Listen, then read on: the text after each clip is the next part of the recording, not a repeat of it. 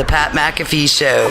There'll be no rules for our guests, for us, for the things we could talk about. Yes, speaking his mind. I've never had a problem expressing my opinions or my thoughts or anything like that. While being relatable. I haven't had that manufactured fake-ass celebrity that a lot of people have whenever they go on those big networks. I've had a chance to really build my crew, build my following, build my audience. And ridiculous. What am I supposed to do? So I'm supposed to look at something that I can definitely afford and say, nah. Is that what I'm supposed to do? The Pat McAfee Show starts in 3, 2, 1. Hello, beautiful people watching right here at youtube.com/The Pat McAfee Show.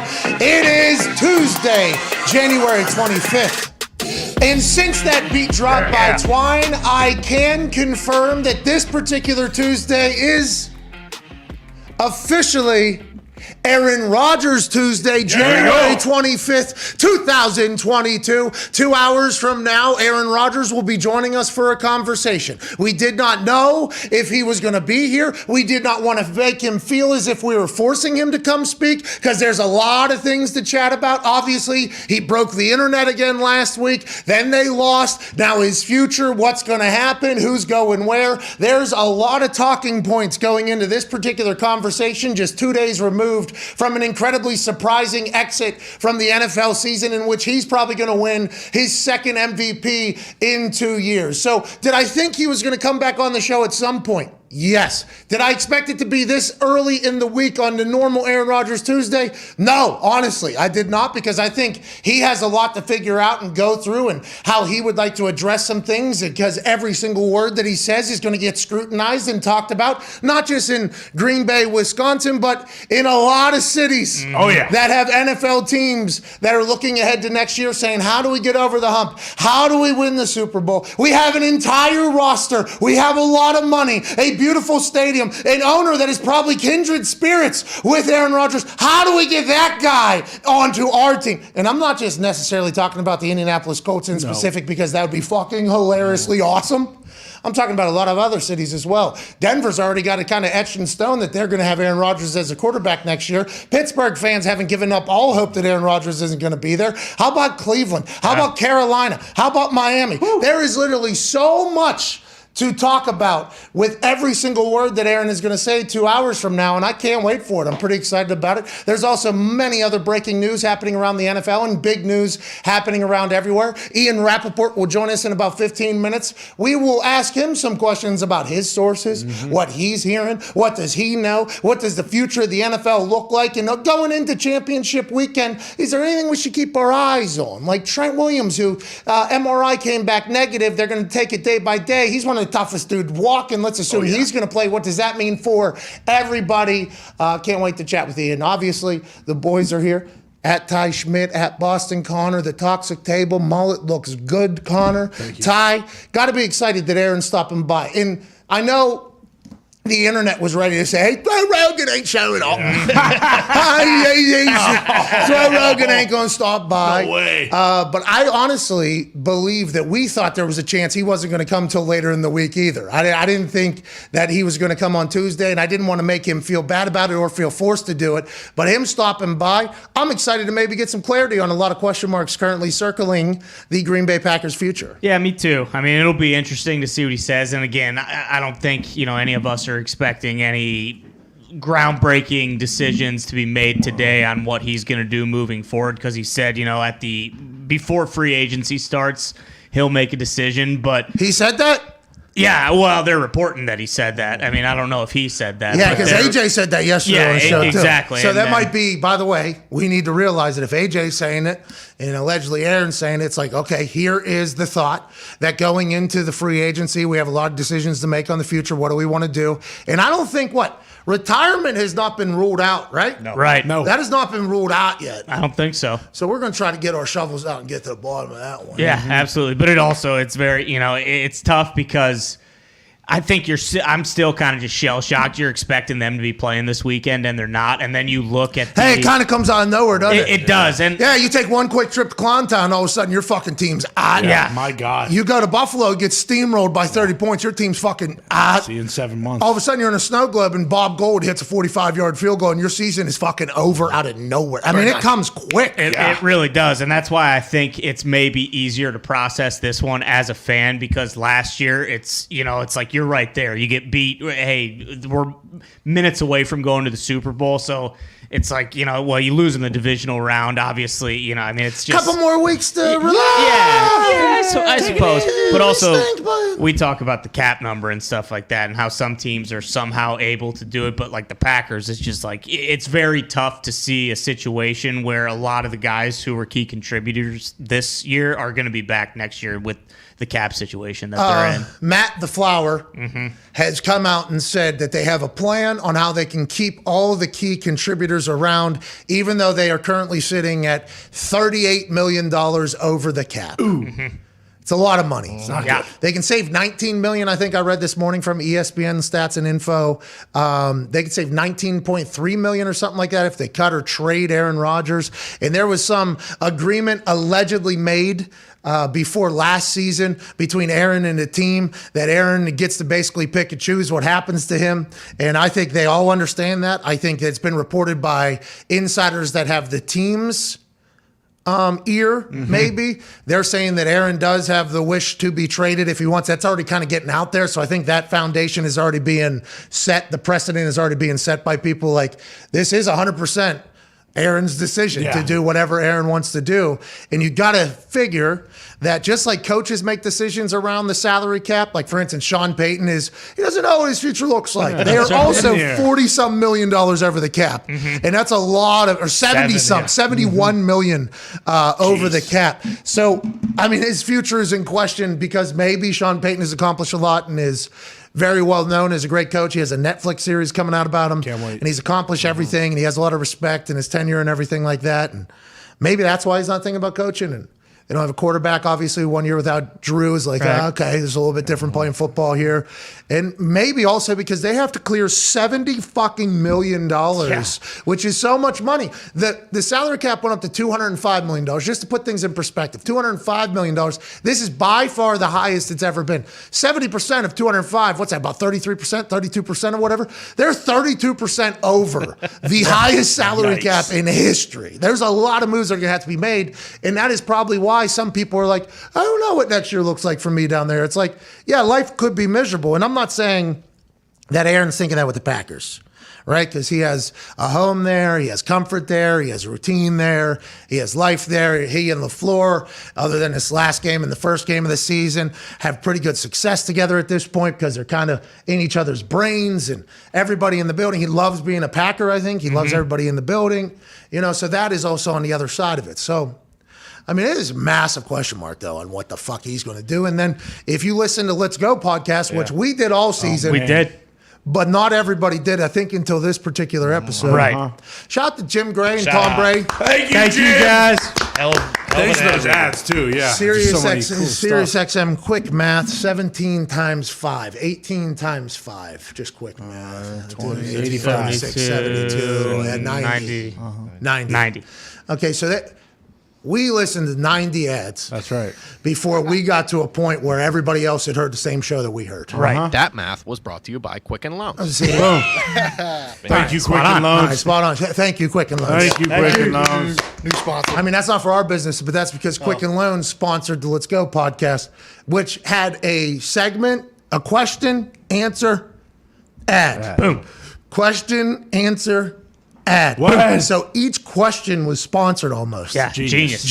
Yeah. That's I mean, awesome. that is just next level business. I'm sure it did very well because you didn't get the sense in the middle of the show like, okay, these ads are really getting to the point where I'm starting to like, almost dislike this company. Yeah, almost. As opposed to like them because they're getting going. And we had been saying all year that more people should have listened to Let's Go this year. Okay, it's fucking Tom Brady speaking and a guy that's a very close family friend, Jim Gray. Yes. And although he runs a very different interview than us or anybody else because he's his own person, there was still Tom Brady speaking every single week. And we would get some things out of there and we'd listen, but not a lot of people were listening. It really didn't feel like that. And I'm not blaming Tom, I'm not blaming Jim, I'm not blaming Sirius. For whatever reason, it just wasn't catching on as much as we had thought it was going to be looking at the season. Okay, looking into the season, we got Tom Brady speaking every fucking Monday. We got Aaron speaking Tuesdays. And then whatever's going to happen on Wednesday, Thursday, Friday is going to be good for the whole thing. We are very excited that, okay, we're getting to hear two of the Mount Rushmore football players of all time each week through an entire season. It's awesome. And then as the year went on, it was like, well, there's not really much coming out of that Let's Go thing. And I don't know why, I don't know how, but I do know this most recent episode, which you can find where all podcasts are available, I believe. That's right. Talked a lot about Tom Brady's probably done. Yeah, it sounds like it. Much different Tom. Hey, it does. And Tone Diggs, I'm sorry I didn't introduce you earlier, but how's your family, obviously? Yeah. How's your family? I mean, that's a big thing. And once the smoke started leaking out of the building, and I don't know if it came from Tom's camp or people around Tom or people that had maybe heard or seen the way things were going and just were speculating, and that's how it got out. But once the rumors of like, hey, this might be Tom's last run got out, and Tom didn't immediately squash them, which he would do on Twitter. And I watched a special, I think it was on ESPN's kickoff show. I believe it was ESPN's kickoff show, where teammates were saying that they see Tom actually on his Twitter account in the locker room tweeting. And they're like, oh shit, it is actually Tom doing this thing. And they appreciate him. I think it was so he would normally put that shit to bed quick. Oh, yeah. Just because, although a lot of people think differently about Tom, I think his persona and likeness has changed mightily over the last 3 years since leaving New England. I think that Howard Stern interview helped a lot. I think his Twitter account has helped a lot. And although, I think a lot of people there's still a lot of people that don't like Tom Brady because he broke the hearts of their favorite team for 20 years straight, basically. Yeah. Even more. I mean, just for 20 years straight, he was doing that. Yeah. So, and he was handsome, and he has a model wife, and he was winning these Super Bowls, and there was obviously scandals that were happening in his time. Anytime somebody's successful for 20 years, by the way, I'm going to make a prediction now. If any team is as dominant as the Patriots are in any league, there's going to be scandals. A lot of them. For 2 decades, because other teams are going to be like, how the fuck is this team playing by the same rules as us and winning for 20 years straight whenever nobody else is? So there's going to be scandal around a lot of success, but Tom was associated with that. So a lot of people just fucking hate him, I think, naturally. Every town I've lived in has hated Tom Brady. Yep. I mean, every town I've lived in has been like, no, they all have their own New England sucks, Tom Brady swallows. Every city has that in their strip district area where there is clothes, T-shirts for sale. There is some sort of New England Patriot Tom Brady bashing in basically every AFC city, I would assume. Yeah. That is a capiche. So I think there's a natural hatred for the guy, but he is not like an I am me guy at all. I don't think. None of his teammates have said that. He will talk shit. I think he is a savage. I believe he is a ruthless competitor, a savage. But I think he has been very much like a team guy his entire time because he was picked 199, was probably viewed amongst his peers a lot. Like, hey, you're just as much as these guys. He got coached in the same exact fashion as a rookie as he did like 15 years in. So, and even in his documentary he did with ESPN, he put like 3 other people's stories within his documentary. I think he's naturally like a spread the love type guy. And maybe it's because he doesn't want all the hate either. Like, hey, you should hate these people too. Maybe that's a flip zone there. But I don't think he would like the fact that a story about him retiring is potentially bigger than the team that he's on. Just personally, I think. I might be wrong completely. I've never met the motherfucker. I've just watched and been a big fan because if you're that good at the biggest sport in the biggest league and you're the greatest, like I'm naturally going to be inclined to be like, hey, a lot of work probably went in. Goddamn. Goddamn, you probably had to do a lot. So I just have like a natural respect for that, I think. I've never met, but I don't think that would be something that he would be okay with floating out there if it wasn't real. Like, I think he would put that to bed quick. Oh, yeah. And then you listen to the Let's Go podcast, there's a lot of, my kids deserve a good dad. My wife deserves a good husband. What they sacrificed for me for the last 6 months so I can do what I do. Like, I deserve to, or they deserve for me to return the favor. You know, just interesting stuff. And maybe Tom has always been like this after the seasons, and we just haven't heard it. But he didn't just automatically cut off the rumor. And maybe he'll linger, like maybe he'll have that, I don't want to retire because this is all I know, but I want to be a good family person as well, and I'm missing a lot. And maybe he'll battle back and forth. But this is the first time I think I've heard him not say, like, I love my sport. I love competing. I love being able to go out there with my teammates and accomplish something bigger than myself. Like, that is always the routine machine Tom Brady answer. Boom. You can just go ahead and take it out, put it down, go ahead and cycle it in. He was supposed to be done in 2015. He was supposed to be done years ago. And it's just the same thing. I love my sport. I love doing this. Now it sounds like there's a little bit of like, oh, my family might actually deserve like my time around here. And I've probably given up and had to sacrifice a lot of that stuff so that I could absolutely be dominant here. And watching the doc, it feels like it's all just kind of like a Cinderella story coming to an end. I'm not 100%. And even though they lost, he said it's better to be in the arena and lose than to not be in the arena and the man in the arena, that whole thing. So I think he's going to struggle with retirement and changing the chapter. But this is the first time I've heard a little bit of like a doubt. And I think for those guys that are way at the super duper thing, I don't think doubt is something that creeps in and they don't react to. You know, I think he will react to that. Yeah, no way. This is a much different Brady than we've ever seen. And to your point, he didn't come out and squash those rumors because, you know, Jeff Darlington is pretty tied in with the Brady camp. So whenever you see something about him, about Brady from Darlington, it's typically very, very... Okay, so AJ Hawk. Aaron Rodgers. Coming from Aaron, probably. You probably pretty good. Now, he broke the same news like 4 times in the last Aaron Rodgers news cycle. Yeah. Do you remember that? Oh, yeah. Different shows. AJ Hawk says this. And then like a month later when we hadn't had any answers, he repeated what he said. And it was like, close friend AJ Hawk, who was at the Kentucky Derby with Aaron Rodgers, is now reporting, which I guess technically is accurate depending upon the emphasis you put on now reporting. True. If you say like now as in breaking news, okay, that's false. But if you say now like it's he is right now also doing this. So that's how they slip it by there. But Darlington, you're saying straight from Tom Brady. Exactly. He's the one that was basically the first to report 2 years ago, hey, you should probably keep an eye on Tampa because that seems to be the place where Brady's looking. But, you know, watching the man in the arena, one of the biggest things throughout the whole entire thing is about how the relationships are the most important to him and nobody's bigger than the team. And he mentioned, you know, the idea of a farewell tour because Jim Gray asked him and he's like, that would probably be more of a distraction than, you know, me taking it all in. And him in the locker room, his teammate says he's almost been kind of different. And earlier in the year, he was talking about how, like I thought about playing till I was 45. I've said that a lot, but also at the same time, I know I could play till 50, but really it's more about the fact that I'm going to miss out on a lot of family time. Like the whole year has been really weird. And even the documentary in itself, it was like, man, he's making a doc because you think of, you know, Jordan and Brady, and Jordan did his documentary 30 years after he stopped playing, and Brady's doing it while he's still playing. It just seems how many more chapters could there be? Exactly. Here? If he's already releasing his entire story, you know, then what else does he have to prove? And obviously, you know, the undefeated season kept him going.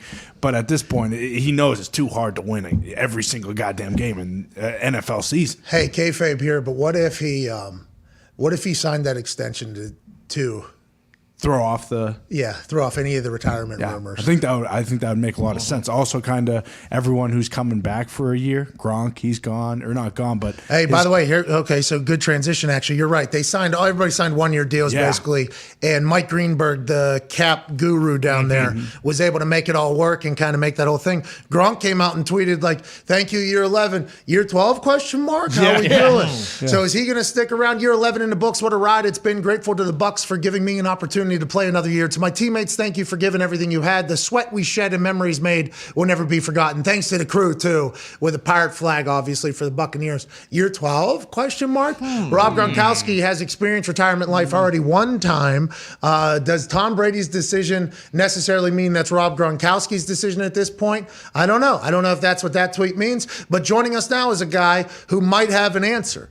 Sports Insider for the Biggest Leagues Network and the Biggest Leagues website. Ladies and gentlemen, the big handsome. You can't spell the word comedian without this man's name. The host of the weekly wrap-up with Rap Sheet and Friends, us being the friends, ladies and gentlemen, Ian Rappaport. Hey! What's up? What's up, dude? When we heading to the Bunny Hill? You getting out there today, huh? Hitting the slopes, après ski a little bit, huh? No skiing today. You know, I got a busy day of. I got another call after this, and I got to do some laundry, and had to do the Peloton. So I got a lot going on today. But I think Saturday in the morning, I'm going to do a little skiing. I'll let you know how it goes. Oh, before the conference championship Sunday, go ahead and hit the hills on Saturday morning. How much news do you think is breaking this week or next week? Do you think there's about to be an active week of news breaks or what? I really, really, really do. I mean, think of all the things that could happen. You got the Bears and Vikings could hire GMs like pretty quickly next couple days. Okay. You have the Broncos hosted Nathaniel Hackett yesterday, sent him home, but like that could happen if they don't bring in Dan Quinn. The Bears are moving along in their head coaching search. Giants are moving on their head coaching search.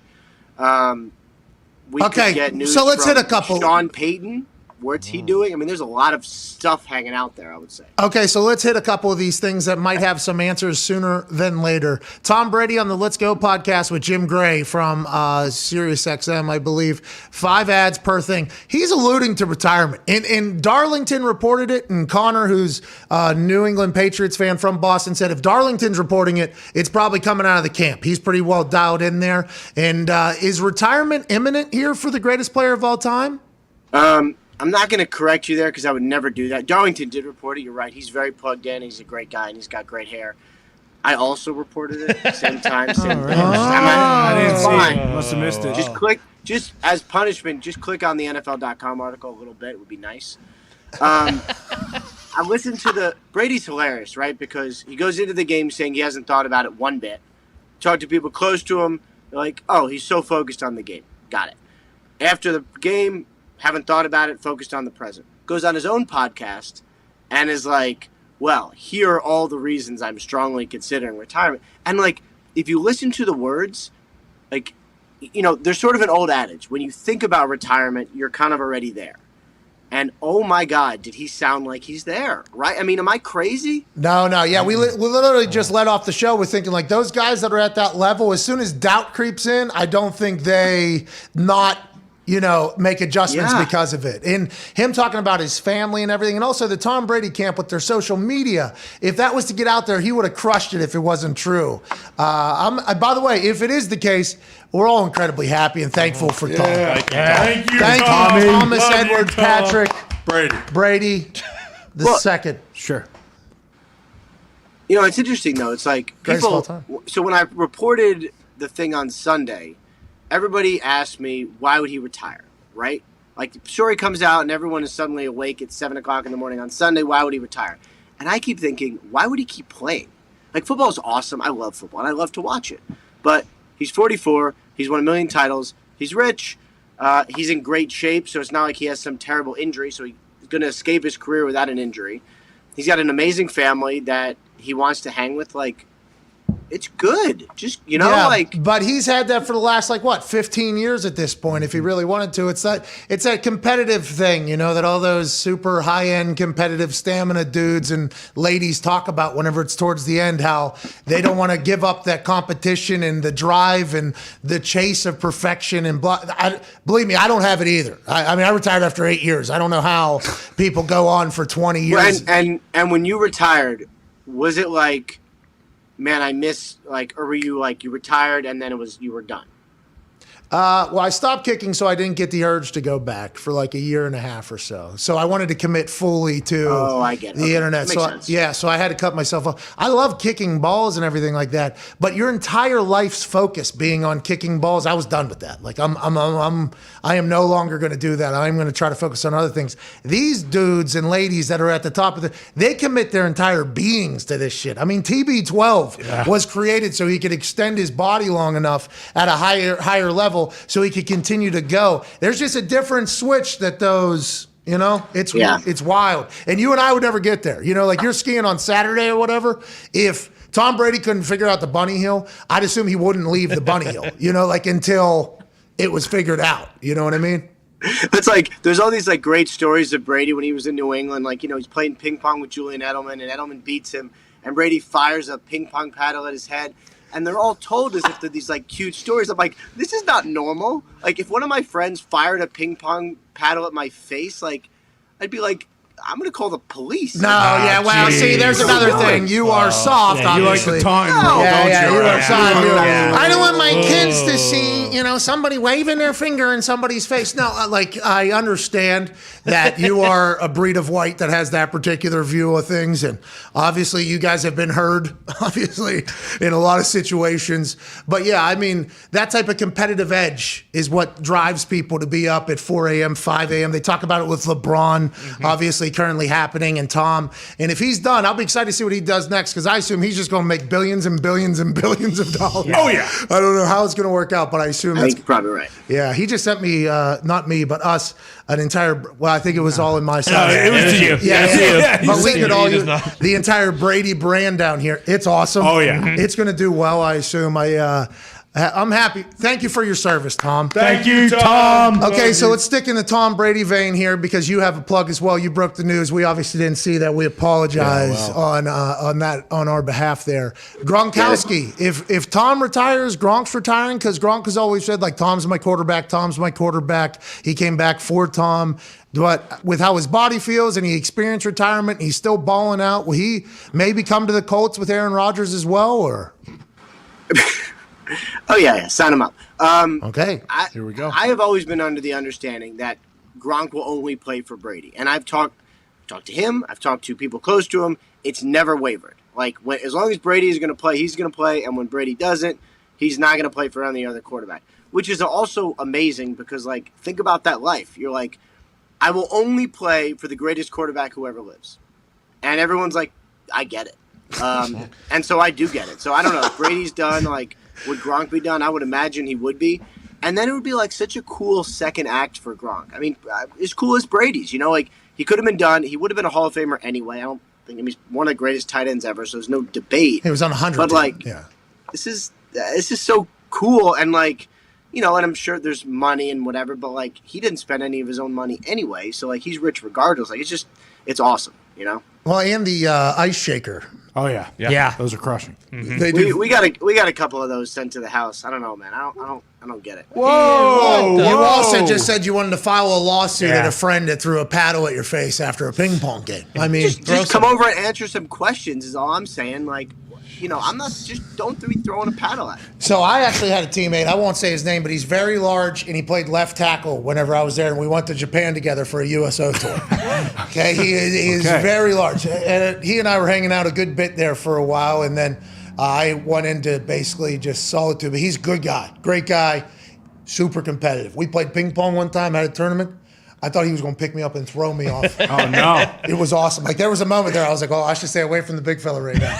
And I got lucky in that game, too, because he's a very good ping pong player. I'm talking about Anthony Costanzo. Paisan is a good ping. His wingspan is just unbelievable. So you just got to play defense all the time. But that competitive level, Ian, I'm surprised that you don't have a single human around you that has ever been like that. I mean, I guess not, but that drives these people. That's like Gronk. Gronk knows he could still be great. Gronk got the chance to experience, and Gronk is so cool, so maybe that's why he's just like, yeah, I'm cool with it, whatever, if I was to do it or not. Let's bounce around a little bit. Let's look ahead to the Giants are just going to hire the Bills, and the Broncos are just going to hire the Packers. Is that what's going on? Dave? I mean, Daboll is definitely a strong candidate there, and I think he went in as a really strong candidate because they hired Joe Shane from the Bills, and like this all makes sense. And, like the only thing that matters really is the quarterback. Like, we can talk about all the other stuff, but the quarterback matters most. And Daboll did an incredible job taking Josh Allen from a guy who everyone thought was just some, like, inaccurate kind of something, and one of the best and most fun quarterbacks in the NFL. Like, Daboll's had a lot to do with it, and stability had a lot to do with it. And so the culture they built in Buffalo was great. So that makes sense. Flores interviews on Thursday. So I would still say he's got a chance because there's still some interest there. So I don't think it's a slam dunk, but I think it's possible, and I think that's definitely heating up. Flores would let Daniel Jones know immediately. Yeah. You've stunk for the last 3 years. And Flores, by the way, is from there, right? Brooklyn? He's from Brooklyn? Yeah. Mm-hmm. Man, he could come Be a nice feel-good story. And he got Dolphins to win somehow, didn't he? He got the Dolphins to win somehow. Nobody expected that since what? Marino. Fucking send it, dude. In that. There was no fucking flub. Dan Marino is the best. We found this clip of him cutting a promo for something back in the day. It was behind the scenes. And immediately after, a producer goes, "You want to hear that back?" He goes, "I don't want to hear shit." Fucking send it. Fucking send it, dude. I love him. He has this Pittsburghese, deep Pittsburghese accent. I love Dan Marino. Let's talk a little bit before we get to Aaron Rodgers and what you're hearing. Let's talk about Trent Williams out there for San Francisco. MRIs came back negative. He's going to play. Ticketmaster released the tickets for San Francisco folks to come into Los Angeles. That's good news. Anything else we should look at these championship games that are kind of lingering around? Trent Williams' injury is something to watch. It was, when you get to this point in the playoffs, almost everybody plays, right? So, and everybody's hurt. And everybody's hurt too. And everybody's hurt, right? So, and Trent Williams is awesome and was out there. I believe finished the game this past weekend despite this injury. So, I think he's going to go, but it was a little alarming that Kyle Shanahan said we found some old stuff in there, and I was kind of like, well, that's not great because that means that whatever's going on in the ankle is probably not a minor thing, But guys play through a lot, and so I think he's going to be out there. Deebo Samuel took a helmet to the knee. I think he's going to be good to go. The ticket thing is kind of like a fun story, but it's going to be really interesting because it is possible that they pack the place, and it is a loud 49ers contingent, which all the Rams keep saying is don't sell your tickets. That's a real. What was that? 4 weeks ago, right? 4 weeks ago. Kelly Stafford came out and talked about how Matthew Stafford had to go silent count at home, and Jimmy G was doing hard cadence. It's just crazy. It's a very. She's gonna be really pissed if that happens this weekend. Well, at least the Rams got ahead of it a little bit. They at least made a big story out of it and not allowed the tickets to be sold for a little bit. I like the gamesmanship, but also the Niners faithful has been waiting for this here for a few years now. It seems like they're all the way back. What does the future look like for them? If Jimmy G, let's say they lose this week, okay? Congrats, Matthew Stafford. Yeah, Super Bowl. Matthew Stafford was in Detroit forever, playing the exact same way he's playing right now. Made 0 playoff wins or anywhere near the Super Bowl. He goes out to L.A., boom, same Matty Stafford makes the Super Bowl. Lions are cursed. Okay, so let's just say pay Calvin Johnson his money. It's very easy, just make it happen. I think that all happens. But so let's say that happens. Jimmy G and them lose in the NFC Championship game. Okay. They've been there a few times, 3 out of the last 4 years. His record is 49-18 or something like that as a starter. I forget exactly what it is. What do they do look at the future? You just kind of sit on Lance another year? You give Jimmy G another year? I don't know. I think they'll have interest in Jimmy G. He's going to be making 20, I think 6. I forget what it is, but it's in the 20s next year. So not crazy for a starting quarterback. I think he's shown that he is a legitimate starting quarterback in the NFL who's going to play through some injury and going to be tough. Who he's playing through now is legit. So I think he's shown a lot. His trade market is good. I think the 49ers are probably in the place they wanted to be, which is they believed before the season they had a playoff-ready roster, right? And obviously when they struggled at the beginning, everyone was kind of like, huh? But they really are. They have a really good roster. And Jimmy G has been the quarterback to lead them there. He's not perfect, as we see, but he is the best option this year. They're going to get to the offseason, and they're going to have trade interest, and my guess is it'll be significant. And they'll have the opportunity to trade him for a real draft pick and turn it over to Lance, which to me makes the most sense. Because I don't know that it's been a thing where Jimmy G has been I am definitely the starter no matter what. Because, he's been good, but it's there's been some up and down. It's Yeah. They scored Hey, more the touchdowns. conversation you're having right now was happening in the office this morning between two people, and I'm not going to name names, but that whole Jimmy G narrative about he's not good, you don't need him. He only had 6 pass attempts in an NFC Championship game or divisional round, and they still won. He's 3-0 with throwing 0 touchdowns in the playoffs or whatever. So you think to yourself, well, any other quarterback could do that potentially, but the motherfucker wins. And there's a lot of people that don't win. And then Richard Sherman comes out and says, hey, all of his teammates love him. That type of leadership, I guess, is kind of the type of decision that Shanahan and Lynch have to make ultimately at the end of the day. Like, if we lose that guy, what else do we lose? Like, what else do we lose? And is it worth it? Do we know? Those decisions are tough. Go ahead, Ty. Rap sheet, obviously it's very fresh here with them losing on Saturday, but what are you hearing about Rodgers? Is there, with the cap situation they're in, a lot of guys are probably not going to be back next year, and also with Hackett getting head coaching interviews, is there kind of like the implication that, hey, if we hire him, there's a decent chance we might get Rodgers as well? All right, first on the team thing, I think they can run it back. Like, I know they're in some cap trouble, but the cap's going up, and it's, somewhat significantly, and you could figure it out. Like, Davante Adams will probably get franchised, or they'll do a new deal with him, so I don't think he's going anywhere. They'll probably lose one of the Smith brothers, would be my guess. And there's some other, Randall Cobb's on the books for like $9 million next year. He's probably not coming back, certainly not at that salary. And there's plenty of things they can do to reload, run it back, draft. I mean, they're in a really good spot. I know there's some cap things they need to do, but they're in a good spot to reload instead of just completely rebuild. And, they're going to do everything they can to get Rodgers back. So all the things that they need to do to make him happy, I believe they are going to try to do. What does that mean? Because you're probably hearing this from the other side, I guess. We obviously chat with Aaron. It sounds like you maybe have a source that's on the other side of this entire thing. What do they think that is? Have you had those conversations with those people, or if you had to project on what they thought that was, what do you think it is? I haven't had the conversation specifically about, like, here's what will make Aaron happy, but Davante Adams is not going anywhere, and I would imagine, one of the top 3 receivers in the NFL would probably make him very happy. So he'll either get franchise tagged or he'll get an extension. Davante ain't going nowhere. That's $20.1 million is what ESPN was reporting this morning, but we saw it as like 17 or 19. We forget what it is. But the franchise tag, that's a lot of money. That's guaranteed cash too in the 1 year. With the salary cap gymnastics they're going to have to do, you're saying that they're going to figure out how the hell to keep Davante Adams around regardless. Right, and they can do, they can basically do a deal that's based on where the franchise tag would be, but make their cap number this year a little lower. So like they could figure it out. And then the other part about Hackett. So like, let's say the Broncos hire Hackett, which they did a second interview with him yesterday. Like, I think there's a real chance. They will probably promote from within and make Luke Getsy the offensive coordinator. He is apparently very, very good. He's been sought after for years as an OC. I would imagine that would make, I mean, you could ask your 2 o'clock guests, you probably know, but I would think they'd make him happy. That would make him happy. Okay, sweet. Last thing from me, and I think Connor has a question, and we can't thank you enough for joining us on this busy Tuesday where you have calls packed to the gills. There's a report. And the Peloton.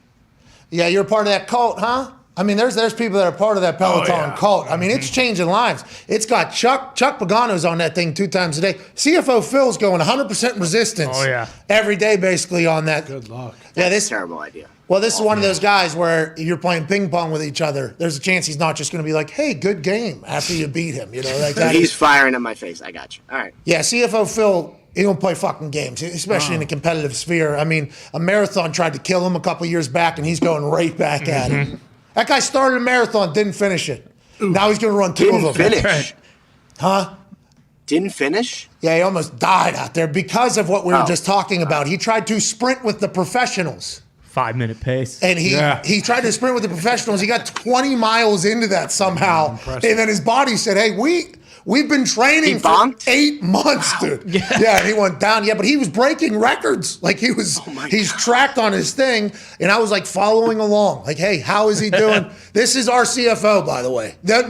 Your CFO would never, whoever's watching. Just want to let you know. Whoever's watching, this guy, he almost died out there trying to actually compete in the marathon as opposed to finish the marathon. So I mean, That is wild. hopefully he survives the next one. Yeah, I mean that's the people we grew up with, by the way. Are we doing a cheering squad there, or what's happening? It's we'll Long be there in range. early morning. It's It early is morning. a, We'll it be is there in a spirit. great drinking holiday. Yeah, I in could Good there day for of the end, boozing. not the beginning. But Yeah, the Pittsburgh Marathon is quite a celebration in numerous different areas of the city. So you go to different, they run through different areas, and people that's have awesome. like bars. Yeah, it's a whole Okay. thing. Yeah, sounds fun. I'll go to the bars. One of the best days of the year. Classic. St. Patrick's Day parade, pretty big day. It's a similar type feel. I think similar type feel. but- Marathons in every city, I feel like, become that type of Yeah, atmosphere. you just drink and cheer on everyone. It's great. Hey, way to go, you guys! Keep running, huh? I mean, we're having a much better day than you, but you guys, thank you for doing what you guys did the last, 18 months of your life or whatever. At some point, I guess it's just you got to knock that off the bucket list. Like, I'd like to finish a marathon because marathon was founded, by the male person that died. Boom. Who ran 26.2 miles and died? Yeah. Died. And they're like, you know what? Let's see if anybody else can survive this thing. And then we're going to make it an actual thing. That's crazy. Last question from me, though. Ian, we appreciate you for joining us. There's now a report coming out of Arizona. And Jason La Canfora, I believe is his name. The Arizona, is that Paisan? La Canfora? Sounds like Hey, it. how's the gabagool? don't. Jason La Canfora says gabagool not great in Arizona. Arizona Cardinals ownership definitely not pleased with how season ended. Hearing coaches yet to receive their playoff bonuses. What does that mean? I do know, because I have friends in a lot of positions, that coaches' bonuses are massive to the coaches in the playoff. That sometimes that payment is worth more than what they're actually getting paid during the season. It is a big deal, always has been. It's a nice little cherry on top of a season, but also it is at the owner's discretion. I do believe players, NFLPA, it's already agreed to. I think the coaches, it's actually in a class called the owner's discretion. Is that accurate? Do you know anything about that? And is Jason La Canfora's I do know he's not happy. I mean, he said it. He was doing I think it was a pre-Super Bowl event yesterday or something, and he basically was like, "I'm not happy." So, yeah, I mean, the way it ended, not happy. He shouldn't be happy. It was Agreed. a great season that ended with like on the 21st mile of the marathon, basically. Oh, Phil.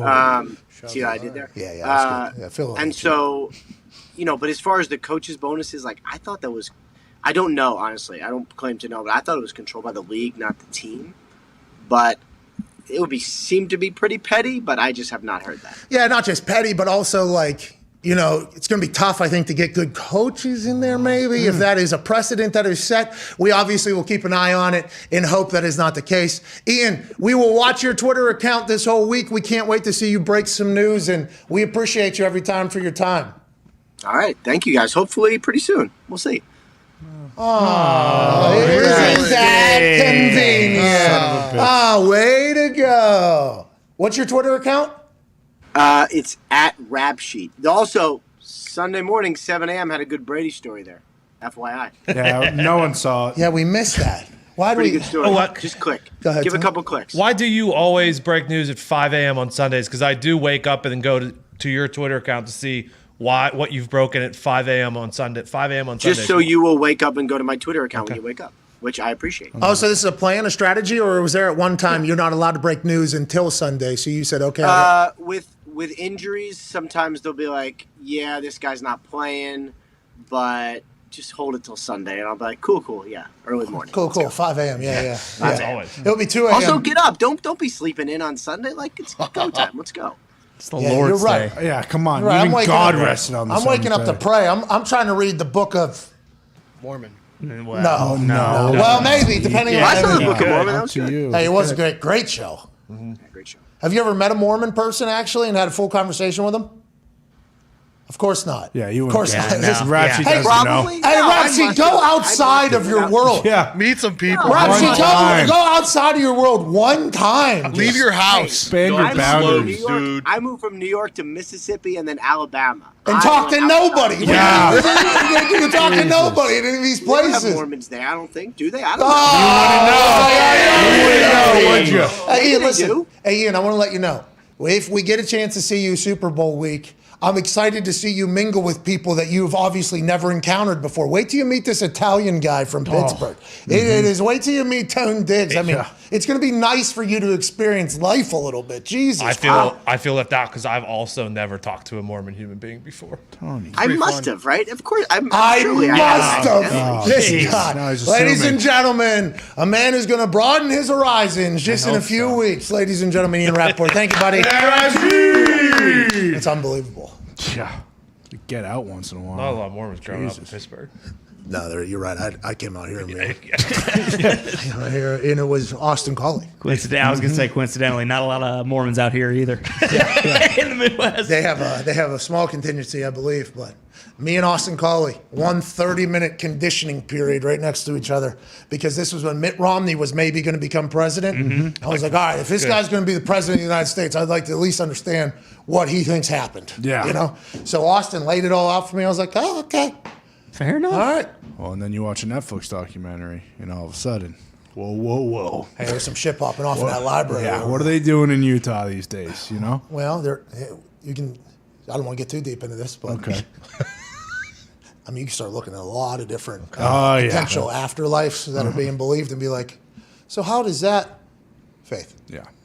Magic Lizard, though. Faith is taking the first step without seeing the rest of the staircase. How about that? Okay. Well said. Huh? And sometimes you got to lean on that whenever you're in different times and when you think about the future. So I don't judge anybody's religious beliefs or anything, but there are some things that were said where I was like, I've never heard that one. Really? I'm excited to hear that. And I enjoy that type of conversation a lot. Like, What? Go ahead. By the way, Luke Getzey, Yeah. future Packers OC, it sounds like maybe. He's from the waterfront.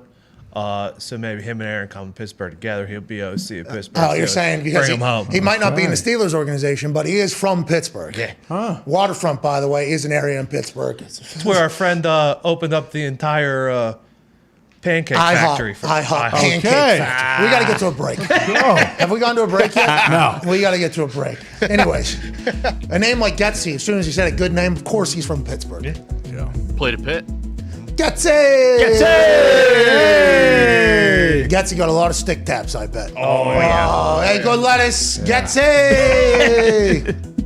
All right, we're back in 4 minutes with some phone calls on the 5 Energy phone line. Can't thank Ian Rappaport enough. Every time he comes on, he's good. He's taking shots from us, too, every once in a while, because he is a mouthpiece for certain people. That's the name of the insider game. We respect it. We understand it. But he also appreciates our perspective, I think, is, oh, that sounds like bullshit. Yeah. Oh, that sounds like a little leverage play right there, Ian. Is that what that is? I'm just telling you what I was told. Anonymous sources, obviously. Nobody told me this, but somebody told me this who's important. Just like anonymous veteran NFL coach to The Athletic said that Aaron Rodgers doesn't care about ball. Huh?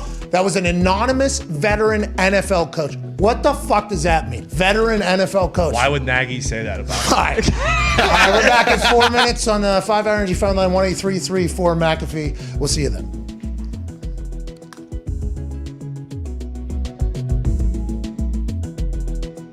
It really comes down to, and pardon my French, but giving less fucks. I think that it's a maturity that comes from aging, from making mistakes, from failing, from being too sensitive at times, from taking things too personal at times. And it's about growth and learning not to be indifferent, because I think indifferent people are terrified of making choices, and it's a cold place to live. It's about choosing what to care about, and the things that you do care about, it's less things. It's not trying to be a part of every conversation or get involved in everything or setting yourself up to be offended about certain things. It's caring more about specific things and less things, and with those things, it's finding ways to solve the problems, because true happiness doesn't come from eliminating all problems in your life. I believe it comes from solving the problems that you have and dealing with the pain and the suffering that is natural in life and is a part of life. It's not fleeing from pain and suffering and running from those things and not dealing with the emotional situations. It's looking at those head on and saying, how can I solve these problems and make my life a little bit better? And that's what I've tried to do the last couple of years. And I've talked about in this show as well. It's about perspective. And I truly believe this, when you focus on the things that you have more than the things that you don't have, you allow yourself to let gratitude sink in. And when the gratitude sinks in, it is always accompanied by joy, because you're focusing on the blessings that you have, not on the things that you don't have, the things you wish you had, the way you wish your life was that much better, you wish you had this, you wish you had that. You'll always be unsatisfied. But when you take solace in the fact that you're where you're supposed to be, and that life is going to come at you with pain and suffering and failure and frustrations and mistakes, and just trying to solve those problems and do a little bit better next time, it allows you to, I think, be a little gentler with yourself and admit that you're a human, you're going to make mistakes.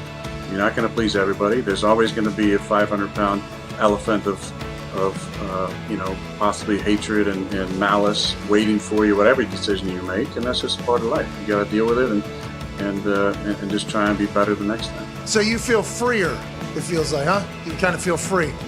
Yeah, there's a liberation that comes from caring less about the things that don't really matter in this life, I think.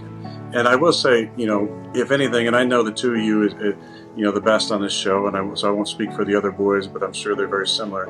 There's a lot of joy in being unapologetically yourself. And I think in life we respect people the most often who are that way, who don't try and change or be different or grow meek in situations that require courage, that go quiet in situations that require communication. And that's what I appreciated in both your friendships, is that you guys have always been yourselves. And Pat, I haven't known you as long as I've known AJ. I sat next to AJ for 9 years, and I have so much love for him and appreciation for the friend that he is. But I always admired and was inspired by the fact that AJ was always himself. And he believed that who he was exactly who he was supposed to be. And he didn't have to be different or put on a face for anybody. He was unabashedly himself. And I think there's a lot to be, gained from doing it that way. And what I love about you and the boys is that's who you are.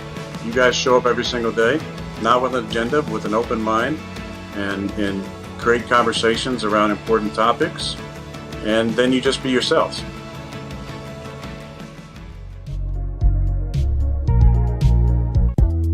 Welcome back to the McAfee Show here on this beautiful Aaron Rodgers Tuesday, January 25th. Just got done with the conversation with Ian Rappaport about all things happening around the NFL. Some interesting storylines brewing, especially out there in Arizona. Mm-hmm. Yeah. Hey, Jason LaConfora, okay, what he's reporting is potentially what some other people had heard as well, that although the end of the year sit-down meeting hasn't happened, there were some words said about what the future looks like in pocketbooks for some people, and that wasn't necessarily met with glee, from what I've been told. So that's potential kaboom. You can't do that. Nuh-uh. Not the coaches that Can't do that. Can't.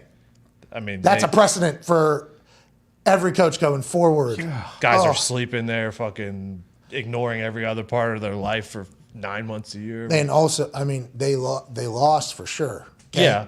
Win the fucking Super Bowl, maybe you get some bonuses. Like, Yeah. that is going to be a tough look whenever, anybody, let's say, because Cliff's got to go. I don't know if this is happening. We don't know if this is happening. I heard maybe it's happening from numerous people who said, hey, Pat, have you heard my anonymous sources? My anonymous veteran NFL coaches sources have been telling me, like, hey, this is maybe happening, but they wouldn't know until the paycheck was due. Right, so everything's word until then, and maybe that's what the meeting, but I guess this had been floated as something that would happen because of the lack of success in the postseason or whatever, and it's immediate thought by me is, no fucking way can the owner do that.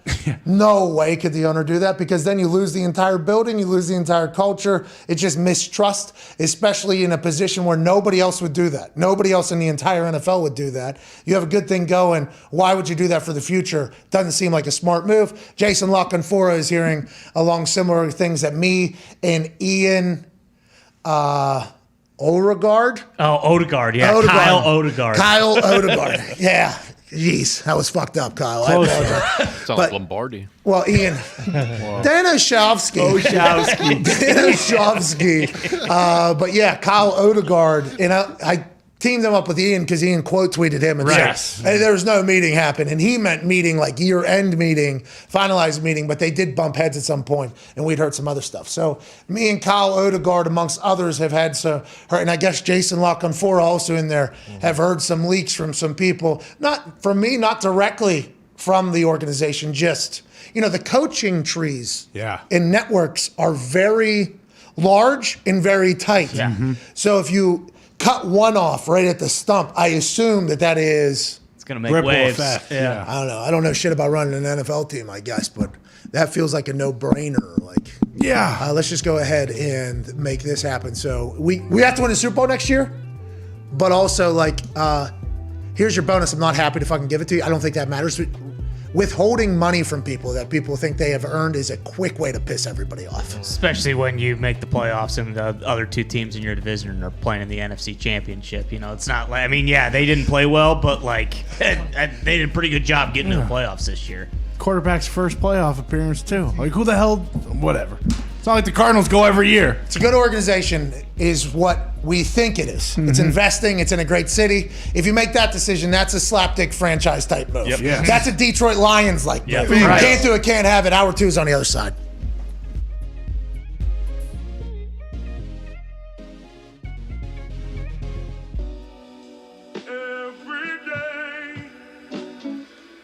All right, I'm on Norfolk State minus the 7. UNC Wilmington plus 2.5, Towson plus 1.5. Binghamton plus 3.5. Weber State plus 3. Northern Arizona money line. Tennessee Martin money line. Eastern Washington minus 5 and Weber State plus the 3. Florida A&M money line. I love the Chicago Bulls money line at the Oklahoma City Thunder. It's only minus 130. I think they're minus 1.5 right now. One. You'd hate to push on a buzzer beater, so you might as well just take a money line. Smart. And then the Indiana Pacers at New Orleans Pelicans. He hates both these teams, so I don't know where he's going to go. I'm actually going to go with the over of 216. We're hoping for no defense here. Seen this book before. They are coming into Philly. They're minus 170 on the regular money line. They've won 2 in a row, 6-4 in their last 10. Otters in net. Otter's back? Otter's back. Is he all right? He hasn't played in a couple. We'll find out tonight. Can't lose to the Flyers, pal. All right, I'm in. Count me in. The Rangers at home in Madison Square Garden on the money line, minus 156. You could also go minus 105 on the 60-minute line. They are very good at home, 12-3-2, 7-3 in their last 10. They're playing the Kings, the LA Kings, in town on a road trip. Kings played last night and won. They're 6-4 in their last 10. Love the Rangers at home. Ooh.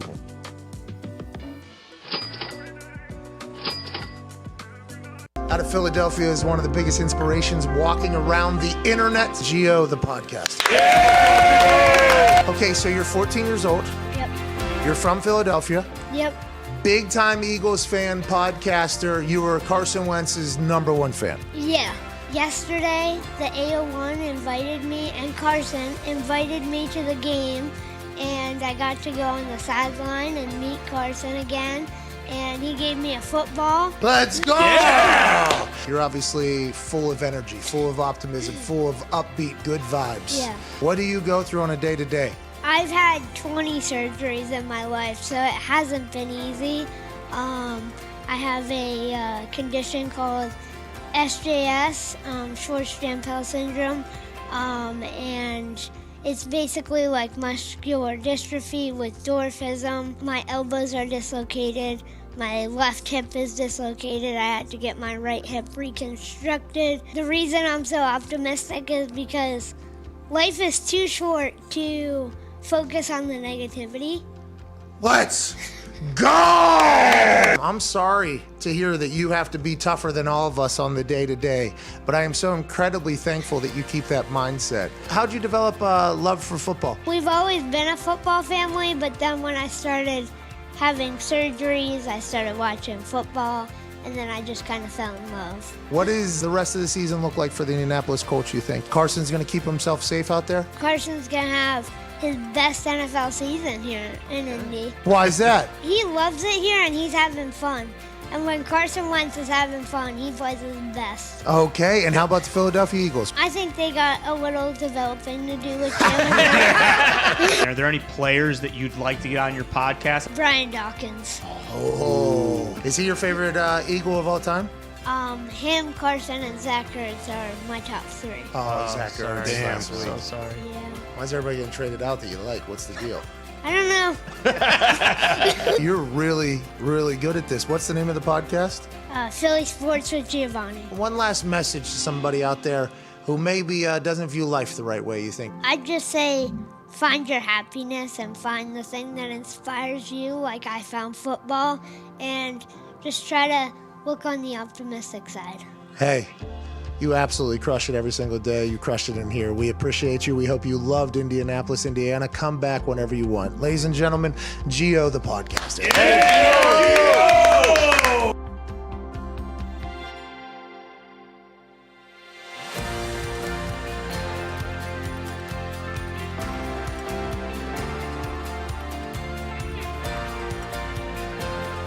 Hey, because you won the MVP, I think it's time. I got my guitar back. Hell yeah. Was it in quarantine? Did it get COVID? Is it vaccinated or no? The guitar.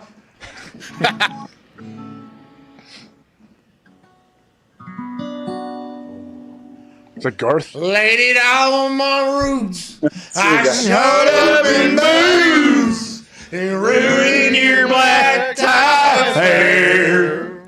I was the last one to show, the last one to go, the last one you thought you'd see there.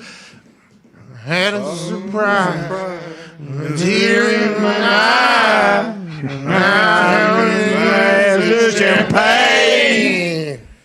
And I'll be as high as an ivory tower, 'cause you'll never hear me complain. 'Cause I got friends in low places where the whiskey drowns and the beer chases my blues away.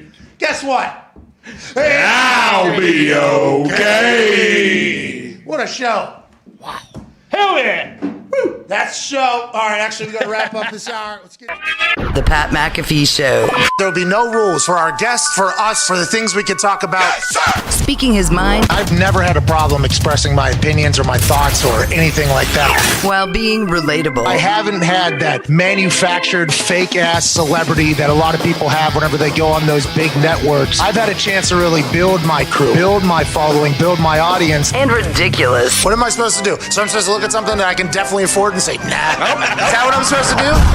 The Pat McAfee Show starts in 3, 2, 1. Hello, beautiful people. It is Aaron Rodgers Tuesday, January 25th, 2022. About 1 hour away from Aaron speaking, but this hour should be fantastic as well. The Toxic Table is here at Ty Schmidt and at Boston Connor. Hey, good mullet, dude. Hey, thank you. We saw yesterday. Maybe I have to change up how I go about it in the mornings. Yeah, you should maybe let a little shake to it. Do something. Let a little wiggle to that thing. But then it just becomes too crazy because I have hair like yours, like it just grows out. Yeah, you know. I And understand. then instead I'm fighting a two-battle war. No. But you are able.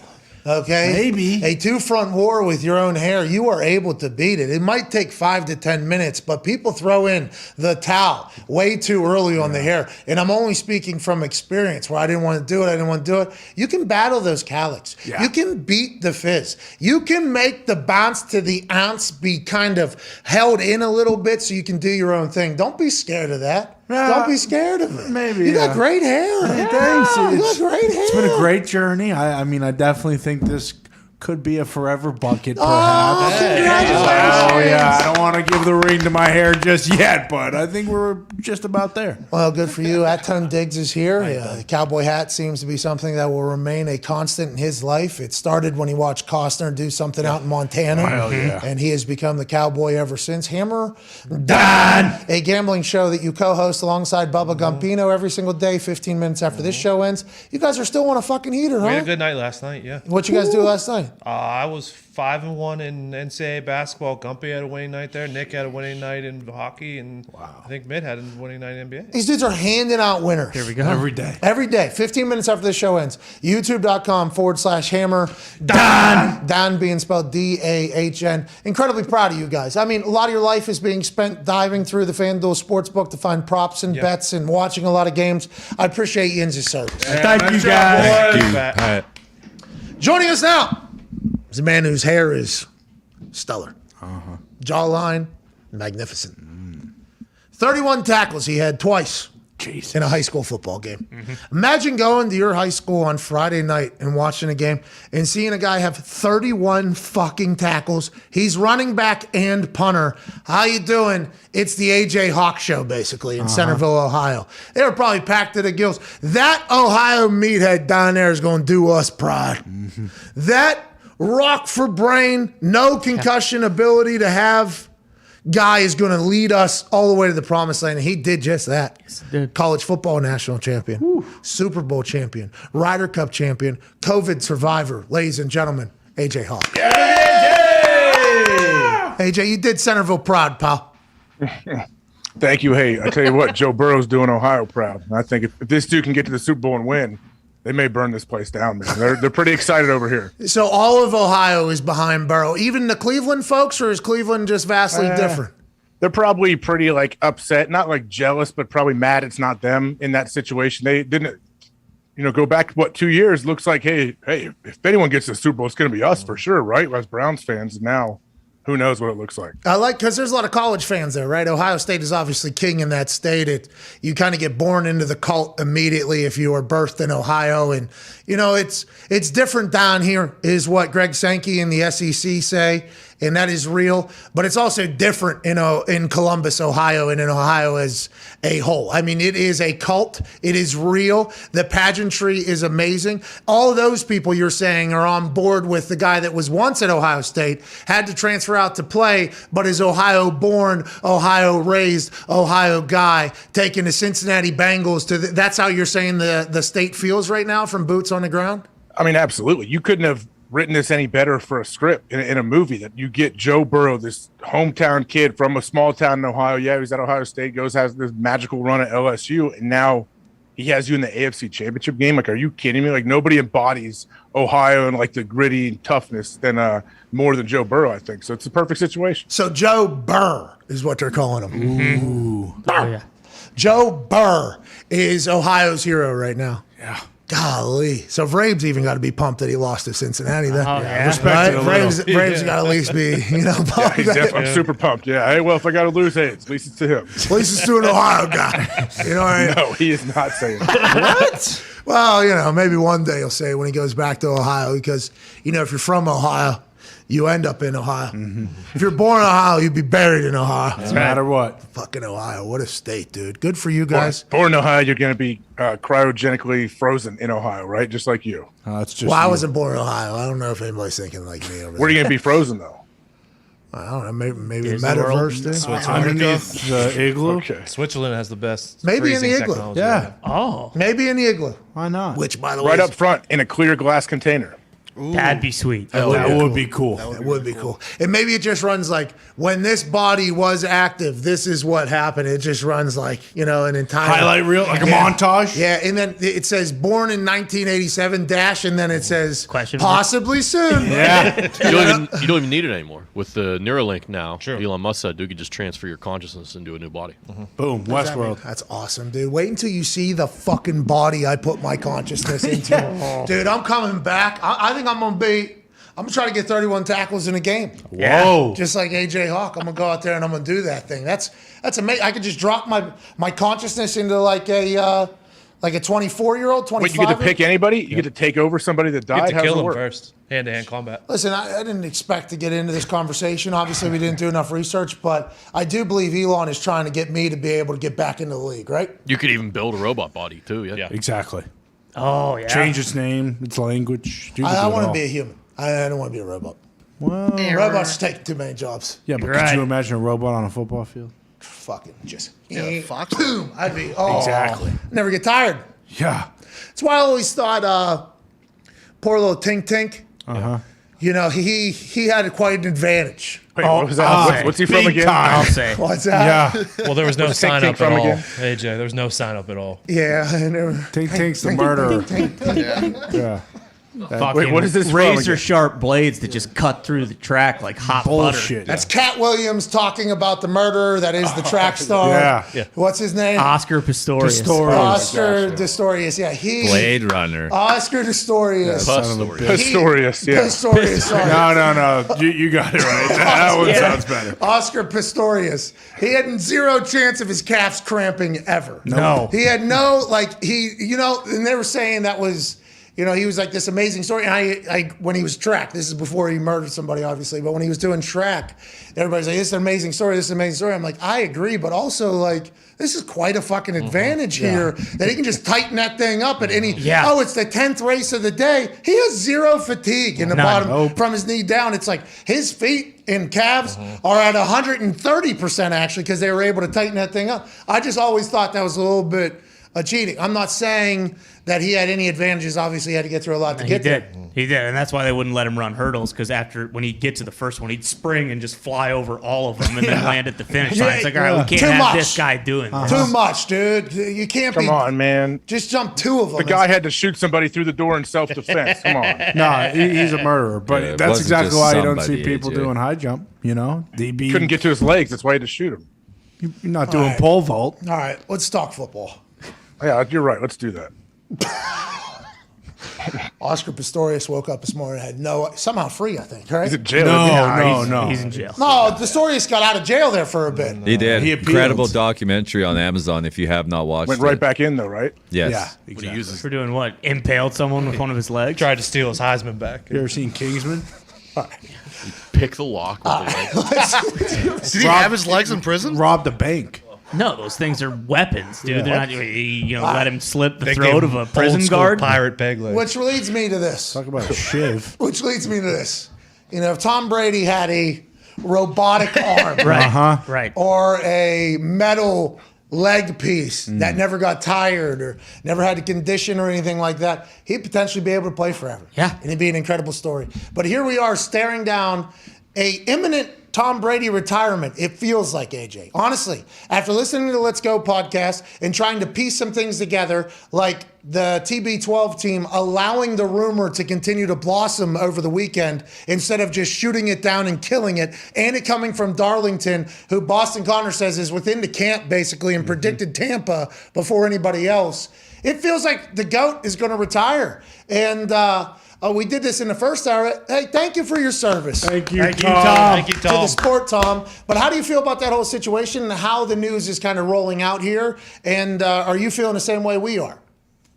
Yeah, I am. It does feel like this is like a legit situation that Tom could hang it up. And I know Tom is so obsessive over football and everything that goes into it. So he knows, like, hey, if I commit, I got to be able to give everything I have because I expect such a high level of play. So maybe he's messing with that right now. But don't you think we at least need a week or two for the season to like decompress for him to really feel how he figure out what he really wants? Oh, you're saying it's hot in the kitchen right now. Let's not just expect every. It's tough. You've lost in the Super Bowl. I've lost multiple NFC championship games. The end comes very fast, and you are not expecting it. And it's a weird deal, like mentally, I think, to deal with it for a lot of people, especially if you're thinking about ending your whole unbelievable, crazy Hall of Fame career on that. So, and to your point there, I've said this numerous times. That locker room after the Super Bowl loss, I ain't never seen a more miserable place in my life. And this is going to sound terrible, but it's like, I'm not just talking in sport. I'm talking like there was a group of people that I had an immense amount of respect for, people that have committed their entire beings. I'm not just talking about players. I'm talking about coaches, equipment managers, trainers. I'm talking about the entire building. That was the most miserable room I've ever walked into personally, the room that I've ever walked into. And I don't think I fully understood it. I'm like, what are we doing? It's your rookie year, right? Yeah, we're running this Same shit. thing. Hey, same thing with my freshman year at Ohio State. We went 14-0, won the national championship. And I tell people, like, I went out to midfield after the game, and I'm talking on my business. This is awesome, man. I can't wait to come back next year. Like, I was never back. So it's tough to get there, man. Hey, by the way, just a couple years later, we were almost completely defeated. You know what I mean? And then we end up with the number 1 pick. I mean, I had that thought of, oh, we're going to be back. What are we even thinking about? This is it. And at that time in my life, very small role in all of the teams I played. And I am not acting as if I had any determiner on any decisions or team wins or losses for sure, but team wins. In college, with Pat White at quarterback and the team I was on, we won every bowl game we were in. Okay. So then I go to the Colts. We just run through the playoffs. Yeah. We basically win every game. We get to the Super Bowl. I'm like, do I have the greatest luck in the history of all postseason? I've never fucking lost any postseason game ever. I've never been a part of the season ending and there being months of just like, oh, we could have done better. Every single offseason, even though there was some downfalls in the bowl games we were in, we would end it on a high note, like, hey, we can ride that into the offseason at least. And then I get to the NFL and I'm just riding these, coattails of these incredibly talented team and everything. We get to the Super Bowl and it's just like, oh, yeah, we're going to win. And then I'm going to go into the offseason. By the way, it's going to be 3 months of me with money for the first time, a Super Bowl champion. And it's just, this is how offseason goes. And it complete opposite. I mean, it was miserable.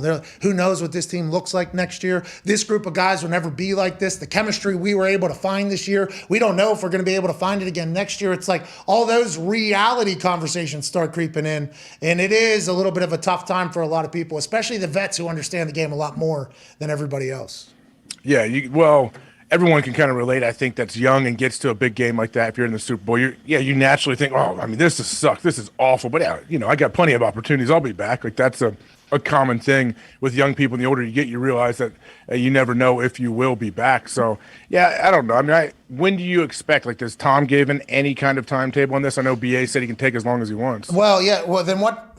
I mean, I haven't heard any timetable. He said he'll take some time or whatever to chat with his family. What does that mean? Does that mean, a week, 2 weeks, 3 weeks until free agency? And what does it mean if Tom isn't there and Byron Leftwich is potentially the coach at Jacksonville? And who knows what's going on with Todd Bolt? Is BA there? And if BA, he said he's going to be back. Oh, yeah. Fucking right, I'm going to be back. What are you talking about? Of course. And then if that whole team, though, is gone, including Tom, is BA like, well, I think they do need a fresh start here. Yeah. Or, because they would have already missed the coaching cycle, I guess, at that point, depending upon how long it is. What do the Bucs look like? Are the Bucs dead? Like, are the Bucs dead for the next couple of years? When they were just, outhouse, penthouse, life is good, right back down maybe. That's what people are going to talk about. I'm not saying that's going to happen. I'm just saying that is a very realistic potential future down there. Yeah, Tom absolutely already knows that he's retiring. I mean, obviously, like the devastating losses that you can have later in your career, especially when you rank this loss in the division round of the playoffs and Tom Brady's list of losses, it doesn't probably crack the top 10. Doesn't even register. It doesn't even register. He doesn't care. And think about last year. Oh, he cares. He cares, absolutely, but he didn't lose to the Giants. He didn't lose a perfect season. He didn't lose in the conference championship. Like, this loss isn't that massive when you look at Tom Brady's whole entire career. And even when he won the Super Bowl last year, you talk about, enjoying it for a little. The next day, he called Clyde Christensen at 7 o'clock in the morning, telling him what they need to do already for the next season. Like, I think Brady knew probably before they even played that divisional round, like, yeah, this might be my last game. Like, there's a good chance that this is it. Because of Tampa Bay? Why do you think, Pat? Why is he just done and wants to be done, or does he have issues with Tampa Bay? Every Hall of Fame speech, every single Hall of Fame speech, at some point, this is a line. I like to give a shout out to my wife and my kids. I wasn't around enough. Okay, my wife had to do so much at home. My kids grew up for a large portion of their life without their dad. They allowed me to go do what I had to do, and what I had to do was commit a lot of time to so I could get on this stage and play and get my family out of the predicament we were in. That is always something that is, and maybe not 100%, but 90% of the speeches, that is how the family is shouted whether out. they mean it or not. Whether they mean it or not, they're absolutely going to say that. Yeah, you're right. Well, I guess you're saying that there's maybe some narcissism. No, not narcissism. No, I'm not saying Tom or anybody, but I'm just saying in general, like not even Hall of Famers, just when people do that, it's like, hey, let's go to San Diego for the troops. Come on, guys, just pandering to your family. You're saying check the list, have to shout out the family. Yeah, and a lot of people, it's very genuine, but I just Go ahead and put a percentage on the. Go ahead and put a percentage on the. I'm going to do this, and what I instantly thought of when you said that was when they said, "I give a shout out to my wife." We're talking Hall of Famers, so it's different. But is like the average of professional athletes that within 3 years are bankrupt and divorced by the time when they're done playing. That's what I thought of when you started saying this guy. Just goes to the worst possible scenario. No, I mean, in my brain, I started laughing like he's shouting out his second or third wife. Brain. Yeah. Oh my. Of course. Jesus. All right, so I'm happy that's. I'm trying to help. I'm trying to change that. I'm yeah. trying to tell people there's hope. There's hope on the other side, man. You don't need to be bankrupt. You don't need to break up with your wife. Yeah, what a hero. Hey, good job, AJ. Gary V. Unless you hate each other, unless you're terrible with each other, then see ya. Then you guys should maybe have some real conversations and make each other's lives better, you know? Yes. Something that could happen. But also, hey, the sanctity of marriage. Hey, how's the family? How's the family? But anyways, there's a lot of those speeches about, hey, I missed out on this. I missed out on this. I fucked this up. The wife did this.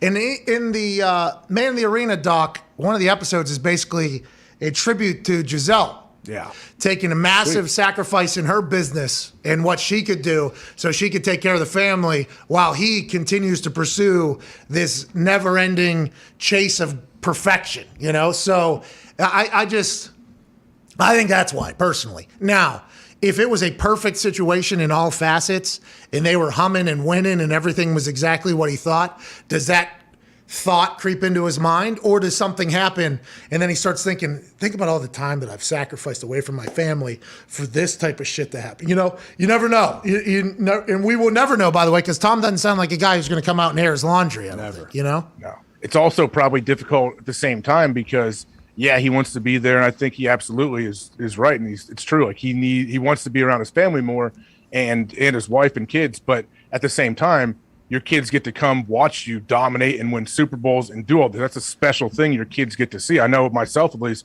sometimes I wish I had kids younger and they were old enough to kind of see more of what I was doing. Yeah, and I think you're kind of letting guys know that do feel terrible about the amount of times that they miss with their family. You're letting them know a piece of information that is often forgot. Like, your kids are experiencing a much different life because of the sacrifice that you put in, you know? And that it is, obviously, it depends on how you write the story and how you decide to view it. And there's going to be some people who are like, oh, selfish asshole, wasn't around his family nearly as much as, 9 to 5, this guy.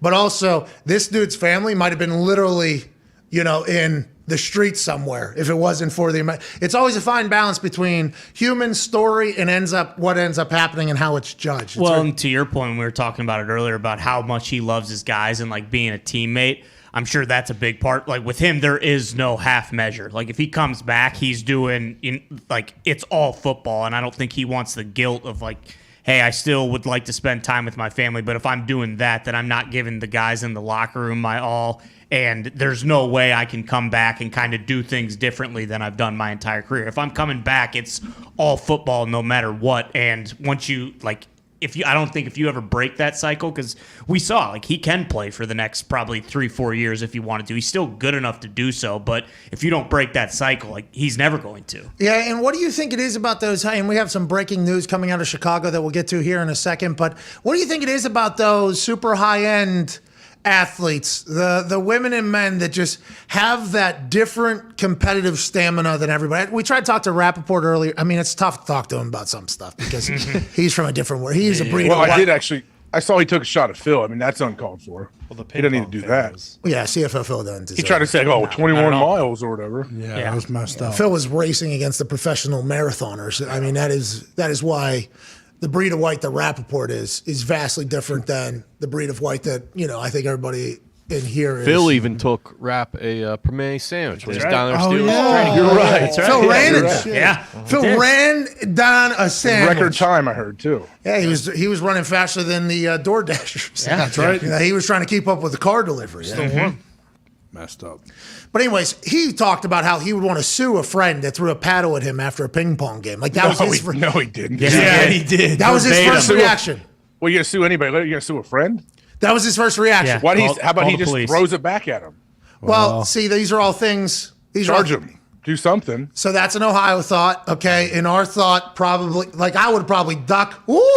Shit talk coming back. That's probably what's happening, and then escaping the situation until cooler heads prevail. Ian Rappaport's first thought was, I'm suing this person. Mm-hmm. Okay, so those people exist. We just have to understand that those people exist. They are out there, and that's reality. Okay, Would he really sue it? Would he really sue his own buddy like that? He feels like it. I mean, it he felt sounded like pretty. I think he said call call the police call the police and sue. Let's file a report first. Yeah, exactly. Let's get this psychopath out of here. In jail. And then also I'd like to follow up Sue for damages. with some loss. Anyways. Hey, good for Ian. Well, I guess, but those people exist. We just That's America. You can do anything. We're free here, right? You can do anything. Well, we know who AJ's talking about. AJ, you've been listening to this morning, AJ. No, New I album would dropped never- this morning, dude. New I've single. never thought about suing anybody. I've never thought about suing people. And I know it's there. We know but what I you're can't doing. imagine suing like a friend for something like that. But I'm sure we're blowing out of proportion. Ian wouldn't do that. Yeah. By the way, you and me both. Like, I've never.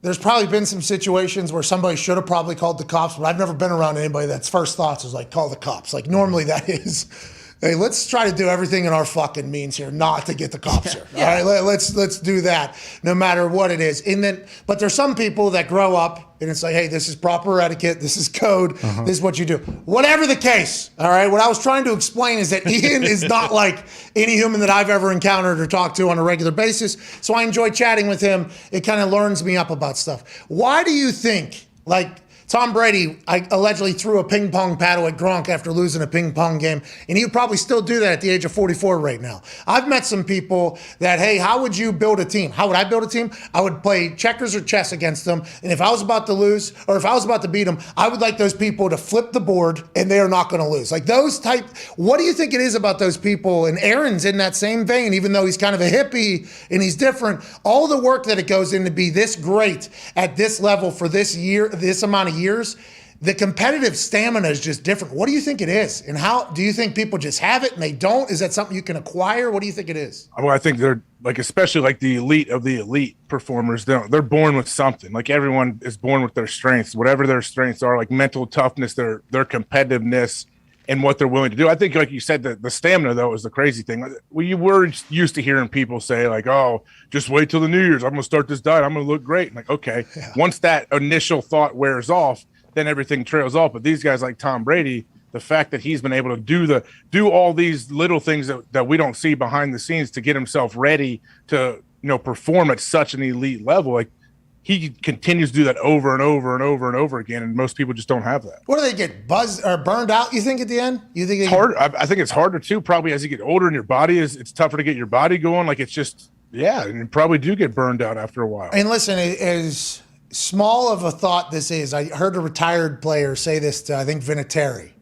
When Vinatieri was over, he said, you still just put on those really tight pants and shoulder pads, and you're like, yeah, this is what a 40-year-old's life is. Like, somebody said that, and I like laughed at the moment, and I'm like, yeah, but that's even a real thing. Like, the thought of just a kid's game still happening and still going through the entire process of it, that mental capacity to be like, no, still want to be great, still want to go through the entire process, still want to push back everything that all these other humans are doing in their real life past this. I want to extend this as long as possible. That's a trait in of itself that I don't think gets talked about a lot whenever it comes to like Tom Brady and the others that are around for Aaron Rodgers, back-to-back MVPs at his oldest age. I mean, it's like that type of shit should be studied a little bit more, I think, and talked about a little bit more. It's tough to dial in exactly what they have, but the fact that we know a lot of people that have it for periods of time, like when they feel like they can get so much energy from people hating on them and not giving them a chance, and all of a sudden they make it, they become successful, they get paid, and then they're just not willing to do some of the little things that got them there. They don't have that same chip on their shoulder, I guess. So Tom finds a way to continue to have a chip every single day. It's been hard for me to want to go run. I'm gonna be honest. Oh yeah, I can at this particular point of life I'm in right now, it's been. Who hard. was it? Sugar Ray Leonard? Which one? It's hard to wake up and run when you wake up in silk sheets. Yeah, and something like that. Yeah. Hey, on a lake, and when you wake up in silk sheets on a lake with 9 animals in your bed. All right, listen. I don't have silk sheets yet. I don't think I'd like it to make me sweat. Yeah, exactly. It makes me sweat. I wouldn't want to be there.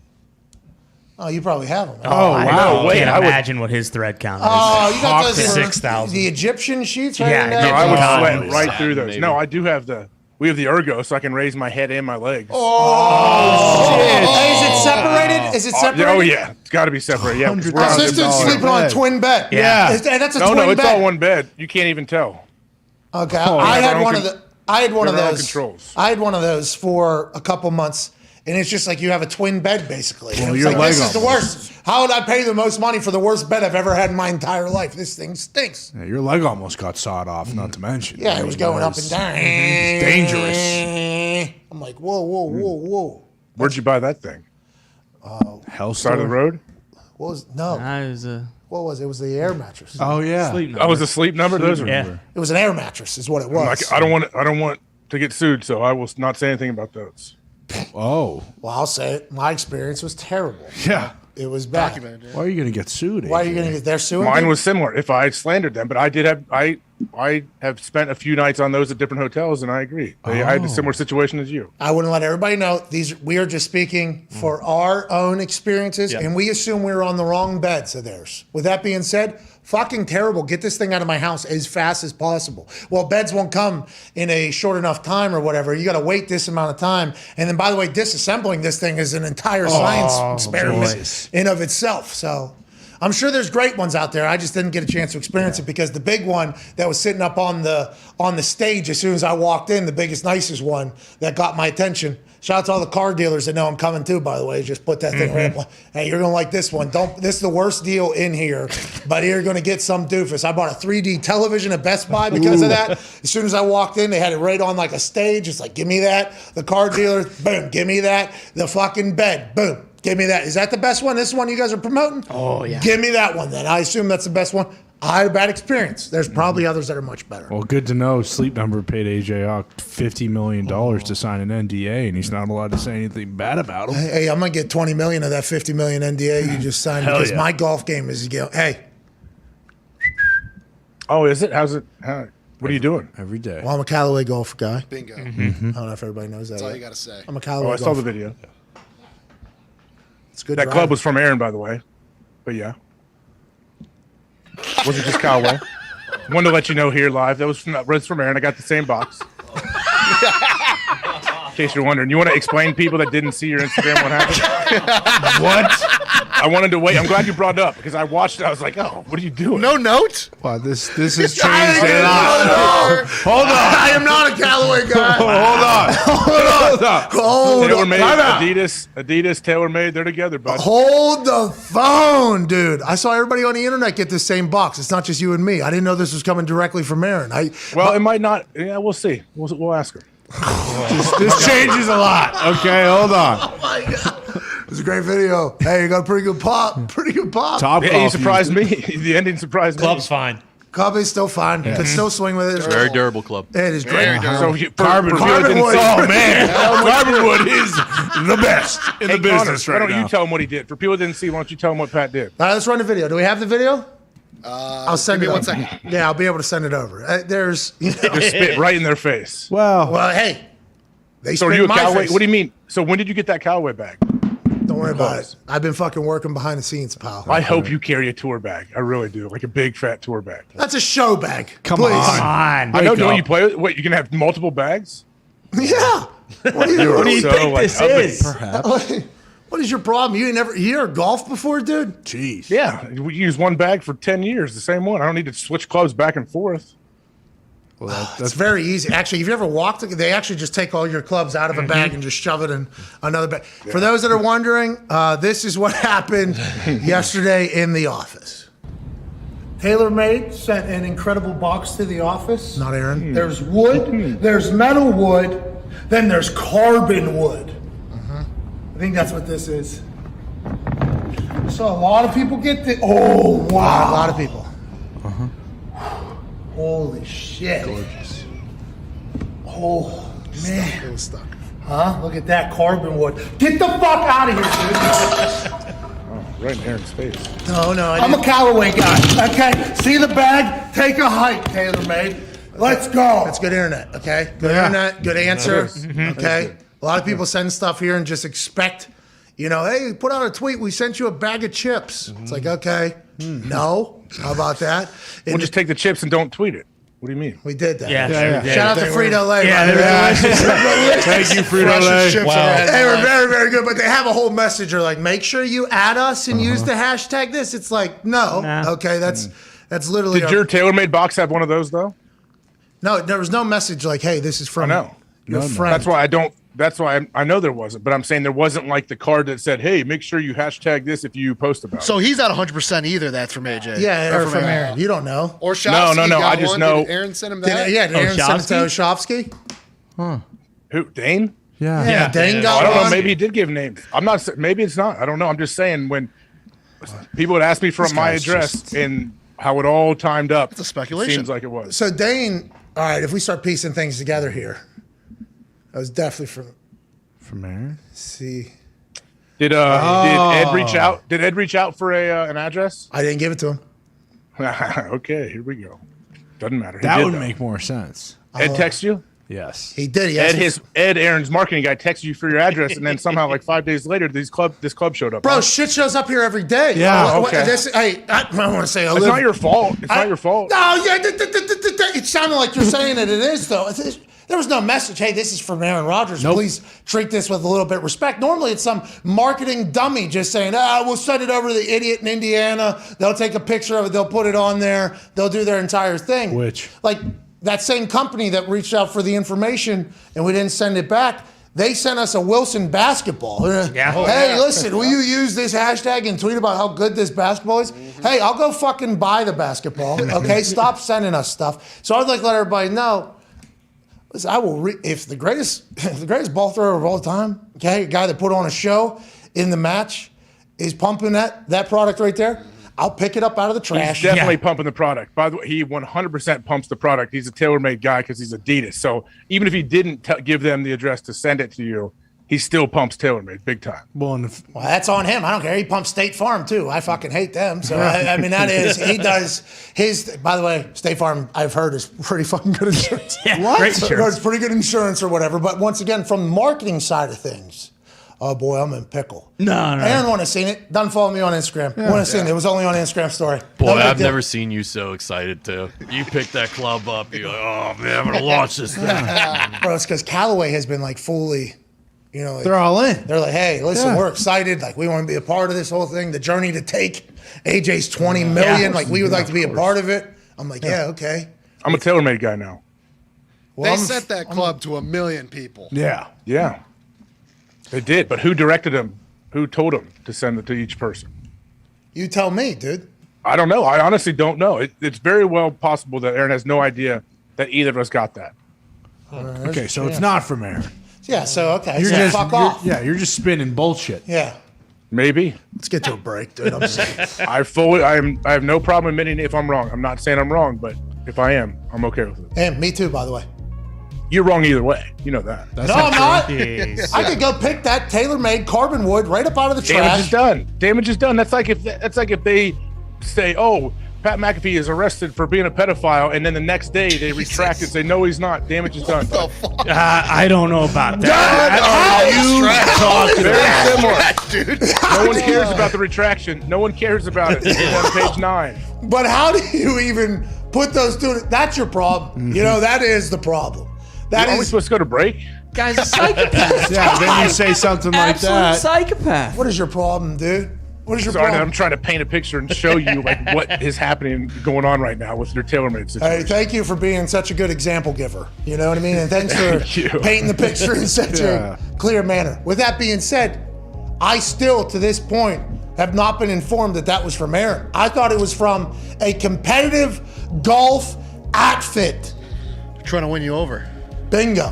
Either way, okay. So if it's not from Aaron, it's still from TaylorMade, a big sponsor that Aaron has, who he has a great relationship with. Real quick, I don't give a fuck about that. Yeah, okay, good. State Farm. Because I'm a Callaway guy. That's right. Callaway guy. I'm a Callaway guy. Okay. Hey, we'll see. Let's just see what he says when he comes on. Now, if this is a direct gift from Aaron, I will take the video off my story. That's right. And I will say, I am sorry. We'll put it in reverse.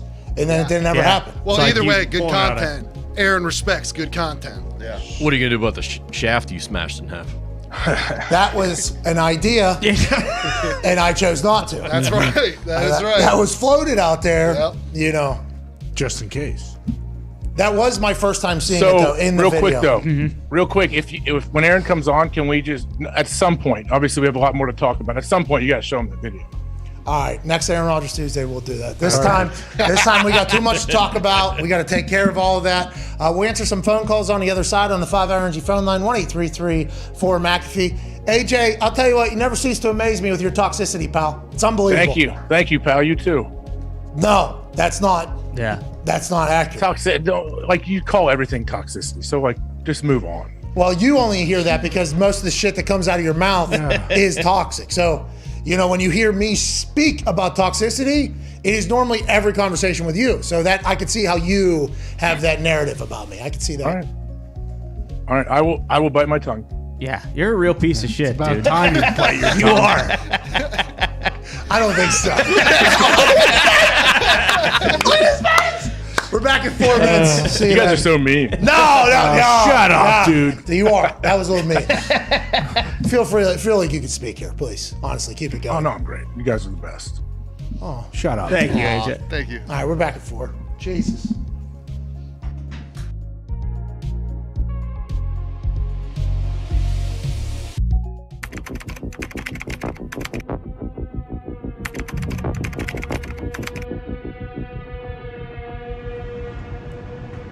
I want to tell you a story. A story about a young man who once had a gambling problem, perhaps, before all these FanDuel sports books. The greatest app, the greatest place to gamble existed. There were bookies, there were illegal gambling rings. And one time, yes, I was a part of one. And I could not pay my bill, per se. I broke my legs. But now, because of FanDuel Sportsbook, they saved my life. That's why I will always gamble with the #1 sportsbook in America, FanDuel Sportsbook.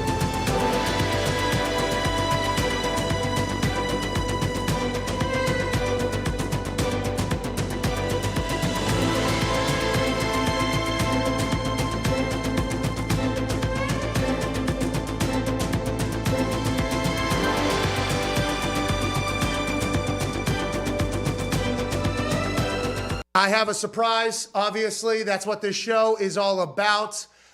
We have boots on the ground in Cleveland, who I assume knew this was going to happen all along. Ladies and gentlemen, live from Cleveland, Mr. Jason Glazer. Your thoughts on Kyle Pitts to Atlanta, fine sir?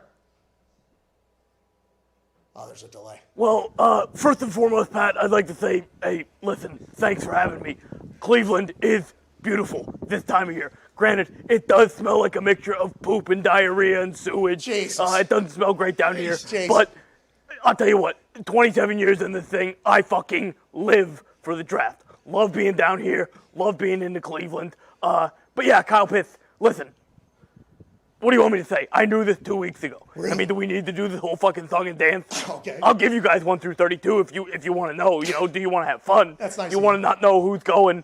But yeah, I had this 2 weeks ago. You know what I'm wondering is if the guy you had in your studio, Mad Mel Kiper, I know that sorry son of a bitch didn't have this 2 weeks ago. Mike's not plugged in. Yes, I did. I actually just No, you explained didn't. it. No, you didn't. Yes, I did. No, you didn't. Yes, No, I you did. didn't. No, you Yes, I didn't. did. I No, you had didn't. this. I did. Yeah, I no, did. no, you I didn't. did. You I didn't. had this. I I did. had You it. didn't. Trust me. Can You I didn't. talk for Christ's sake? Okay, fine, yeah. Can Go I ahead. talk? Okay, Go ahead. yeah. Like I said, Kyle Pitts, No, you didn't. unbelievable talent. No, you didn't. You didn't fucking Yes, have I it. No, you did. didn't. You You're a said sad it. sack of shit, Jason. Kiper. I know it. I looked at your mock draft.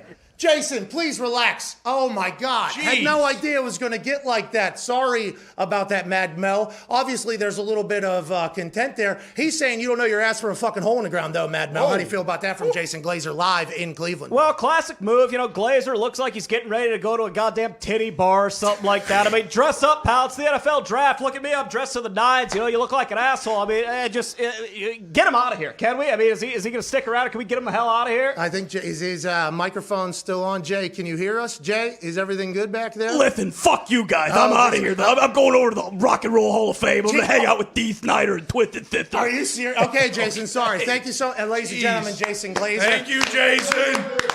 Thank you. Thank you.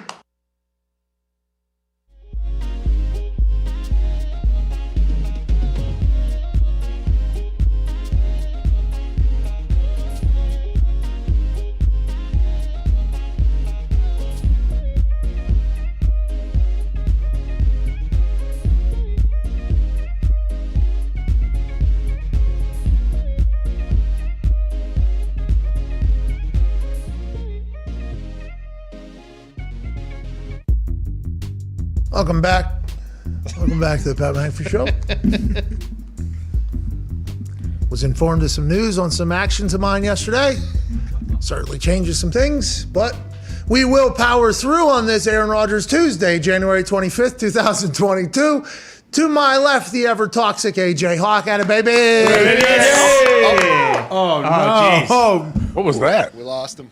Dahn Wait, he's still goes Can you hear me? AJ Hawk. We can hear you, but we can't see you, pal. You're like a podcast right now. That was weird. Oh, we were receiving a phone call there. That was our side. From who? Should we answer it? I don't know. It was a Chicago number. It was on the top right. I didn't see who. Nagy? Okay, so let's.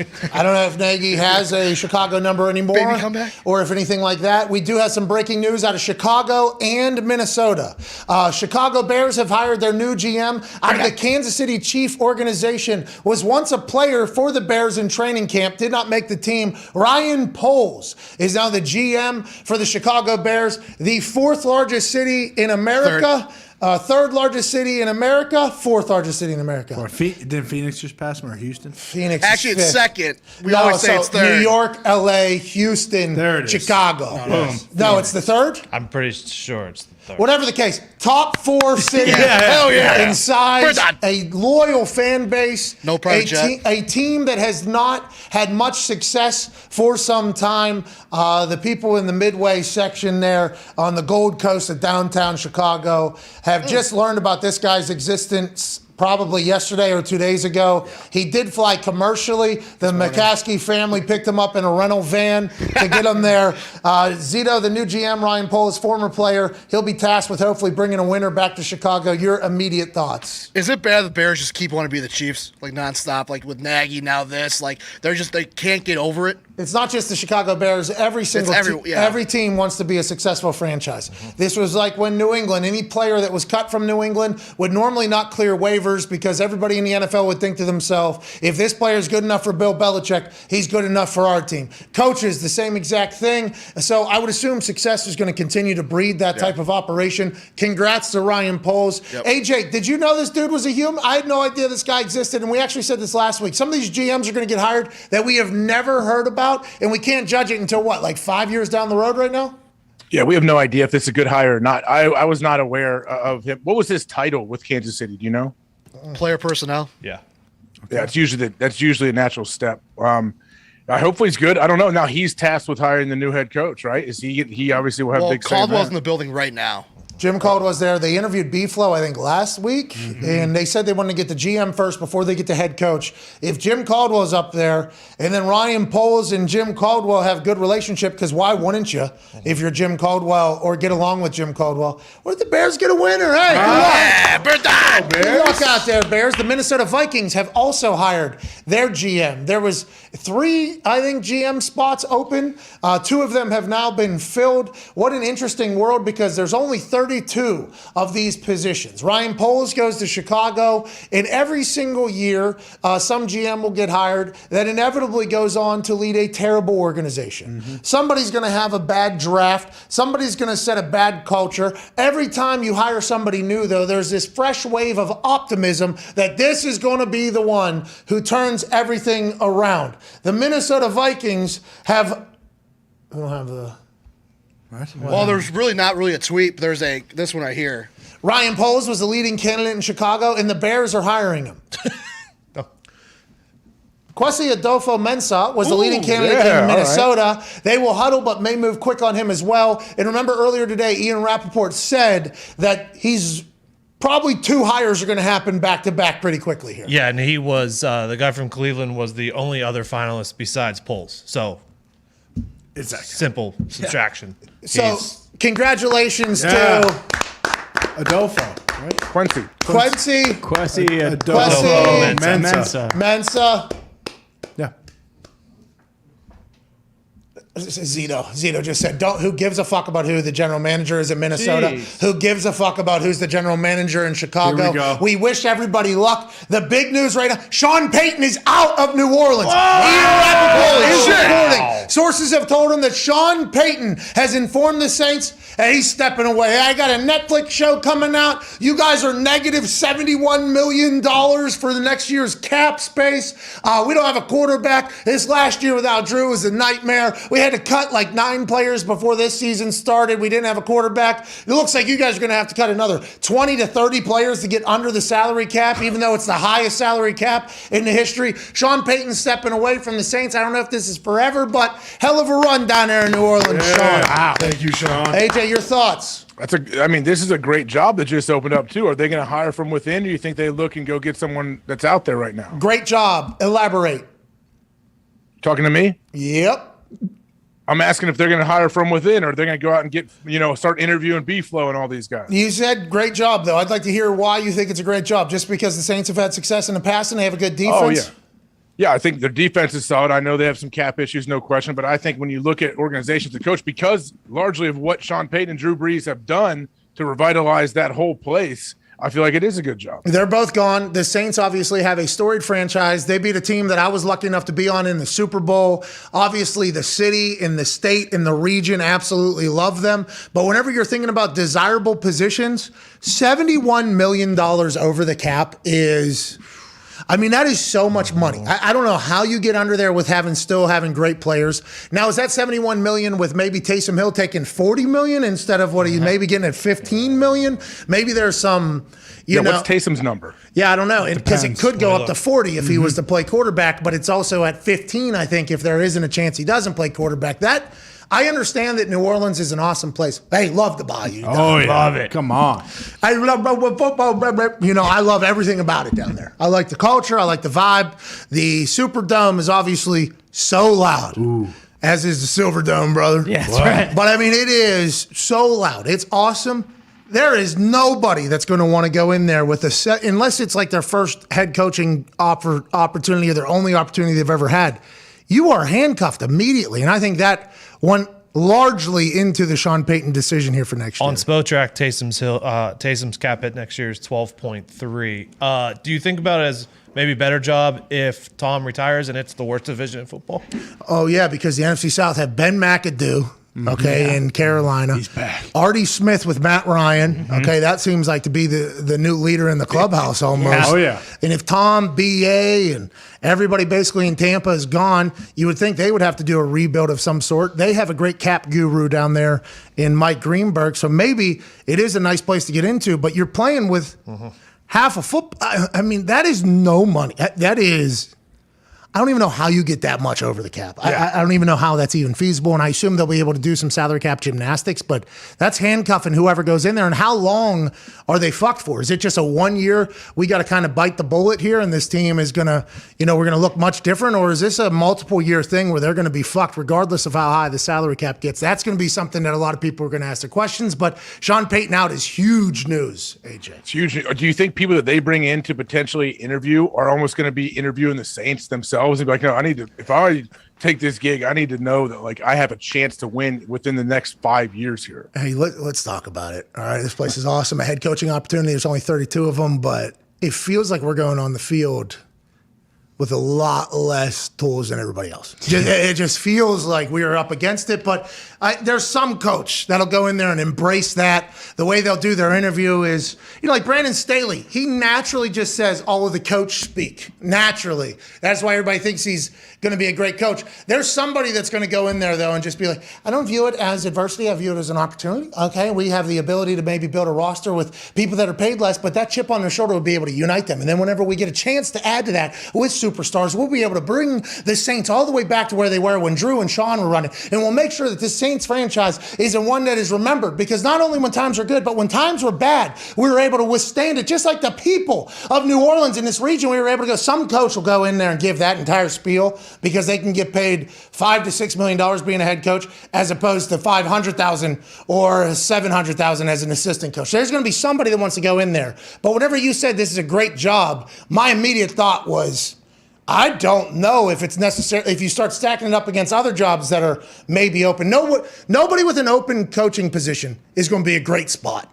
It's just I'm saying as far as organizations, franchises that aren't looked at as just no-win organizations in places where you can't win. That's not New Orleans right now. Oh, like Detroit. Okay. Jackson. Fair enough. There's some jobs that come open every 2 or 3 years, and it's like, all right, like, what do we I don't know. Let's see if you can do it, bud. Hey, you can become one of those too, right? I mean, the Browns were like that. Yeah. And then now, I mean, they're staring down a Joe Burrow future and a Lamar Jackson future, which is not great. But they were able to turn it around and get their name off of that list. There were some teams we thought were going to get onto that list, and obviously the Saints are hoping that's not the case. But the business side of this thing is a very real part of the NFL, and that is, I mean, any given Sunday, anybody can get a win, but $71 million working against you is a lot of fucking money. I assume that's not real, right? Because the salary cap's fake. Yes. Yeah. Exactly. And Rap Sheet. Well, the Packers are 38 over, and Rap Sheet said, well, they're not actually in that bad of a spot. Like, Well, they got to get rid of guys still. You got to get rid of guys. Yeah, that's the thing. You got to cut guys that have a big number sure. or make The them Saints- restructure big time. The Saints had to do this last year. Oh, yeah, and they they did. still They barely came got back. I can't wait to see Sean on TV. I want to see who hires him. I know they want him. Jerry Jones has always wanted Sean Payton. Oh, so he's stepping away and maybe coaching elsewhere? That would be hilarious. Potentially. I saw a lot of rumors were saw saying that, that Jerry really wants Sean Payton, but he wouldn't fire McCarthy unless Sean Payton was available, and they have a really good relationship, go way back. So I mean, maybe that's a possibility with how things ended this year for Dallas. Big Mike on the watermelons are going to be treated after this entire thing, if that's the case. But I would assume Dallas, if he's going to coach again, I'd assume Dallas isn't the only place that's like, hey, Sean, you maybe want to come take a little look-see up here with the team that we have. There's probably going to be numerous places, like Carolina. But he's stepping away for a reason. Is he stepping away because he doesn't want to coach, or is he stepping away because of the situation in New Orleans? He feels like he's done all he can there. Also, for anybody, like, it's good to be wanted. You know, people like to feel wanted, and Jerry, it seems like, has loved Sean since he was on the staff back in, 2003 for 2 or 3 years. So, well, Jerry also loves that he had success. Yeah. You know? Jerry also loves that. He loves the offense that Sean can run. 15 years, I think. That motherfucker over in Louisiana is supposed to be our quarterback coach, our offense coordinator, and our head coach. Hey, Sean, you fucking step away from that $71 million Titanic and come on over to the Star. Come on over to the Star. Okay, Coach, but Kevin James is playing me, although he must be much better served to play Coach Mike McCarthy, who's your current coach. Yeah. We will fucking kick Kevin James and Mike McCarthy out of here. Aaron Rodgers on the other side. We'll see you in 6.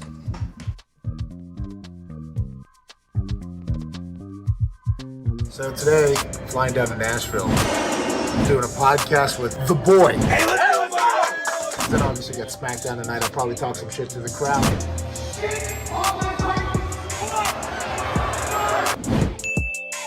Then we'll fly back home, watch Divisional Round weekend. Let's have a day.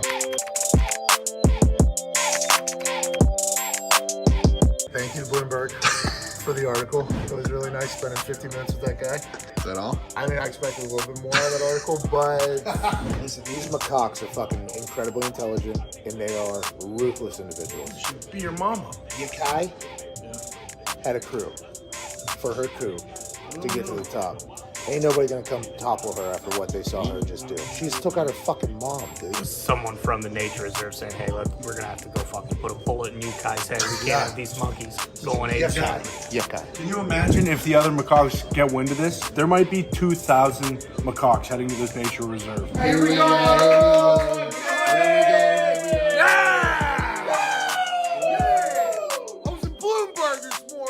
And this sports show shall begin right now. Yeah. Yakai said, fuck you, Mom, then takes out 4, 3, 2, inevitably 1. Get the fuck out of here. Have the greatest weekend of your life. Be a friend, tell a friend that Monday shit's gonna be bananas.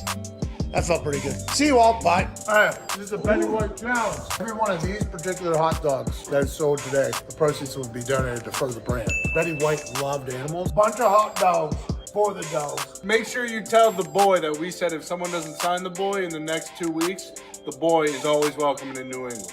Okay? And Pittsburgh. Always.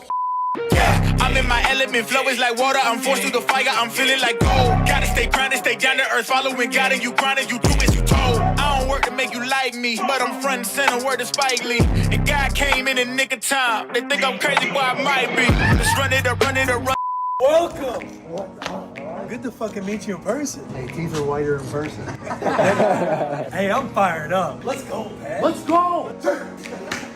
Look at you, dude! Did you see that post, David? Pat McAfee is on Bussin' with the Boys. You're kind of like a bucket list guest. When we started this thing, we're sitting on this bus, like Bussin' with the Boys. Podcasting isn't in my mind unless I'm listening to your shit. You have a small part in that influence of all of this happening. It's cool as fuck that you're sitting here. AJ Hawk, AJ Hawk, AJ Hawk. I mean, I'm gonna be late, I think. Do your SmackDown, bro.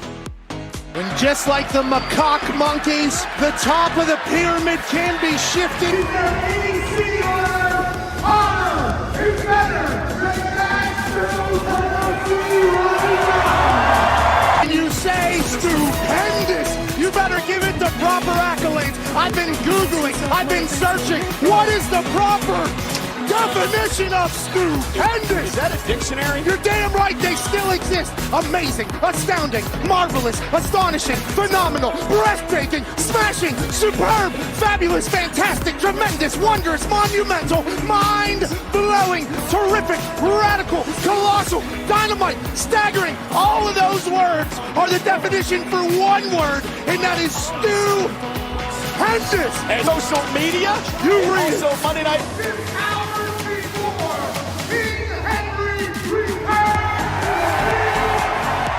The breathtaking, record-breaking, head of the table that runs the #1 show in sports entertainment. Everybody in here is comfortable, comfortable,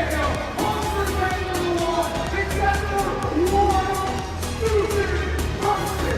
Thank the heavens for this jackass showing up.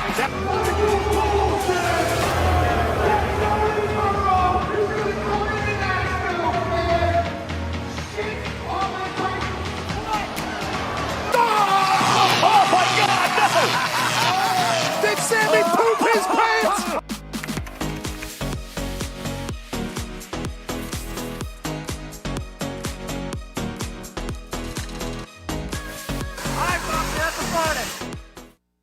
That's just like that fucking boomer size level. Someday. Someday. Yeah. We'll get there. Joseph Montana, Italian-American out of Western Pennsylvania. It was a kidnapping attempt of his infant grandchild. Yeah, in the house. They came into the house, right? Yeah. And then he was sitting on top of the stairs. He's like, put the baby down. And they said no. And he said, ah! And they said, no, I'm taking your granddaughter. He said, ah! And they said, I'm taking it. He goes, you asked for it. Skechers up, Skechers down. Yeah. Dart.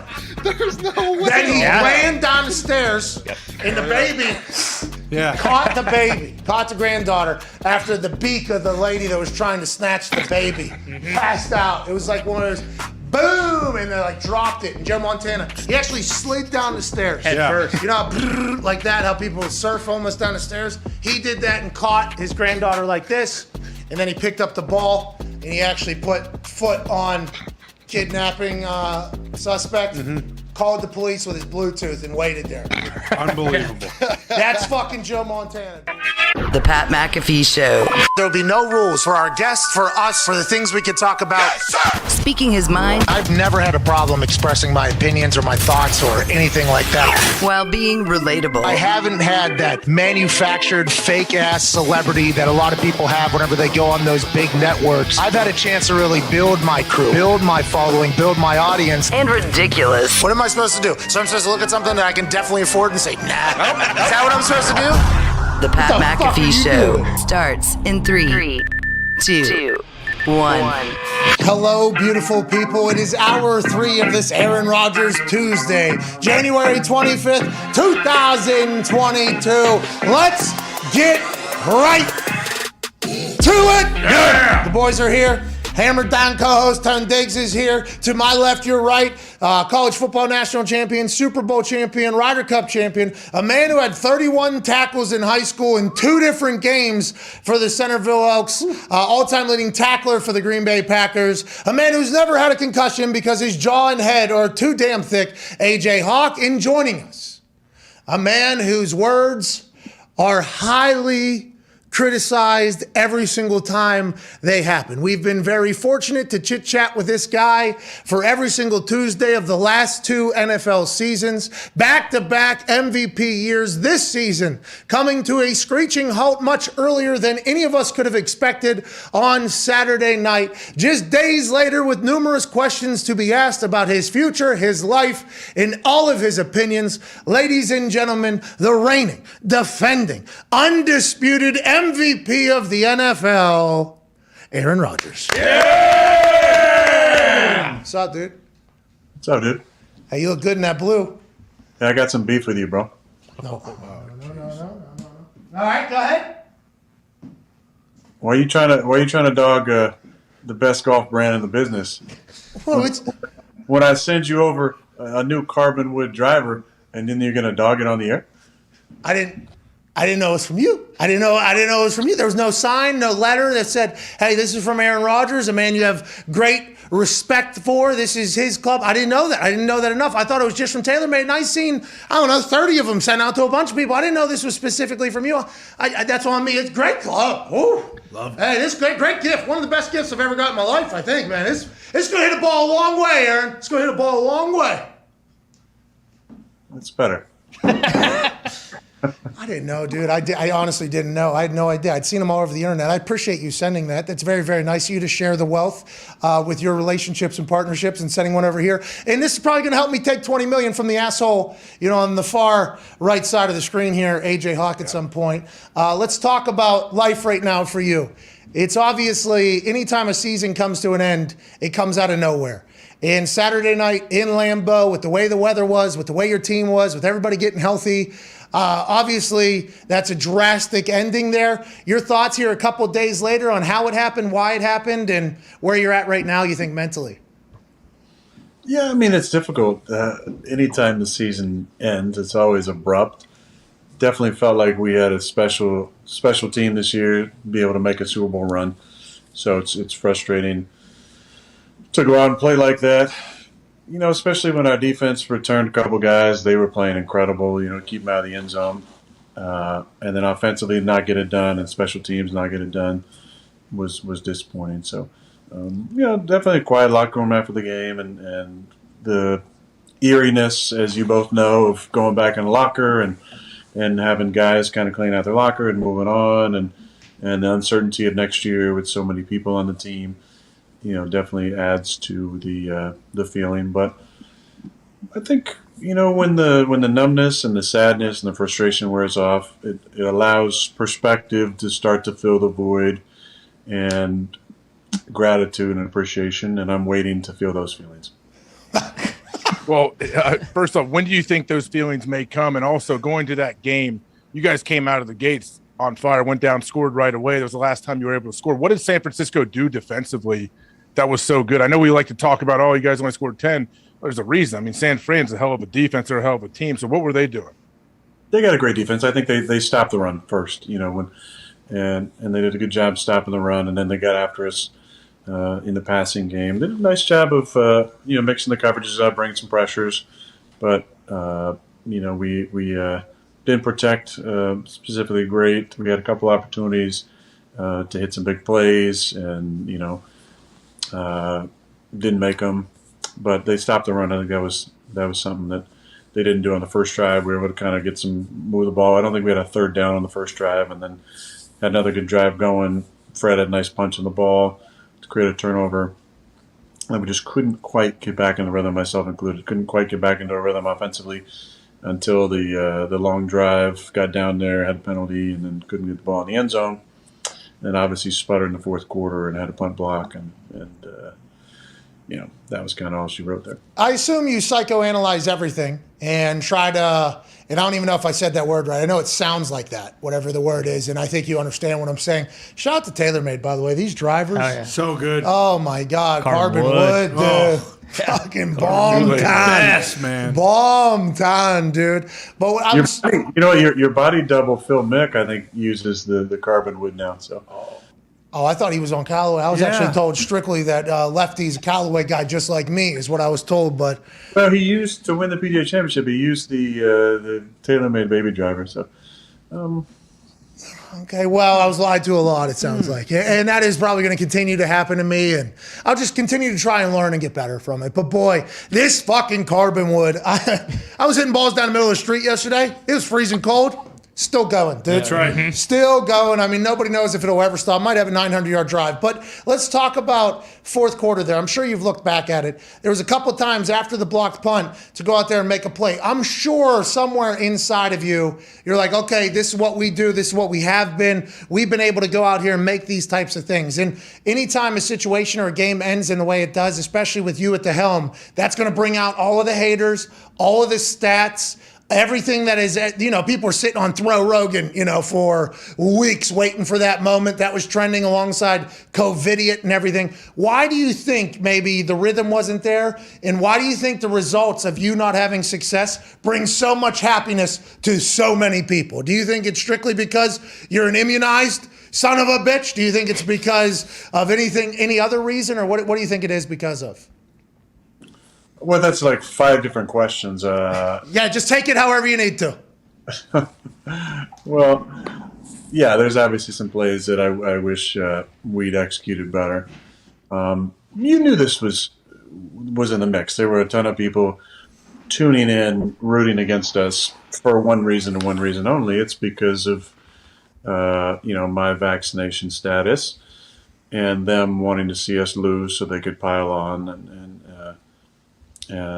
enjoy and revel in the fact that my vaccination status was some sort of reason why we haven't had success in the playoffs or whatever it might be, some sort of correlation. I think to have the perspective of an entire year of dealing with this and knowing that this was coming down the pipe at some point, with the amount of guys that did get COVID throughout the year, I knew there's a possibility that I would have to make comments about my own personal status and possibly be in the fire from it all. I think as frustrating as it's been at times, there's been a lot of reflection to try and embrace the empathy of the situation. And I think for so many people, it's really been a hard time. From a purely financial standpoint, so many of my friends who are small business owners in Northern California and really all over the country, have really had a difficult time during the last couple of years. And from a pure mental standpoint, I think the biggest thing that people have been dealing with is fear. There's so much fear around this. There's fear of your health. There's fear of your loss of money. There's fear of not being able to provide for your family. There's fear of death. For sure, fear of sickness, and the media plays a big role in that. I mean, the fear porn that is put out day after day, I think, causes a lot of strife and stress for people. And I think because I don't watch the news or don't subscribe to the same type of mainstream narrative at times, and have decided to take my own personal health and responsibility for my health in my hands, and did my research and looked into things, and also my associations with other people who have done similar things. There's anger kind of thrown my way, but the root of that, I think, is fear. And so I do have empathy for those people who are caught in this fear state around COVID that has been continued to be pushed and furthered by media and by some of the narratives that are out there. And I do have empathy for that. The vitriol, the hatred, those words, I'll be honest, I've been insulated from it. I haven't seen a lot of it. I know it's out there. I'm sure it's out there. But I do have empathy for those individuals who have been dealing with this fear. Is the hatred based on the fact that I don't have that fear? That I've taken responsibility for my own health, possibly, that I don't fall in line with a narrative, possibly.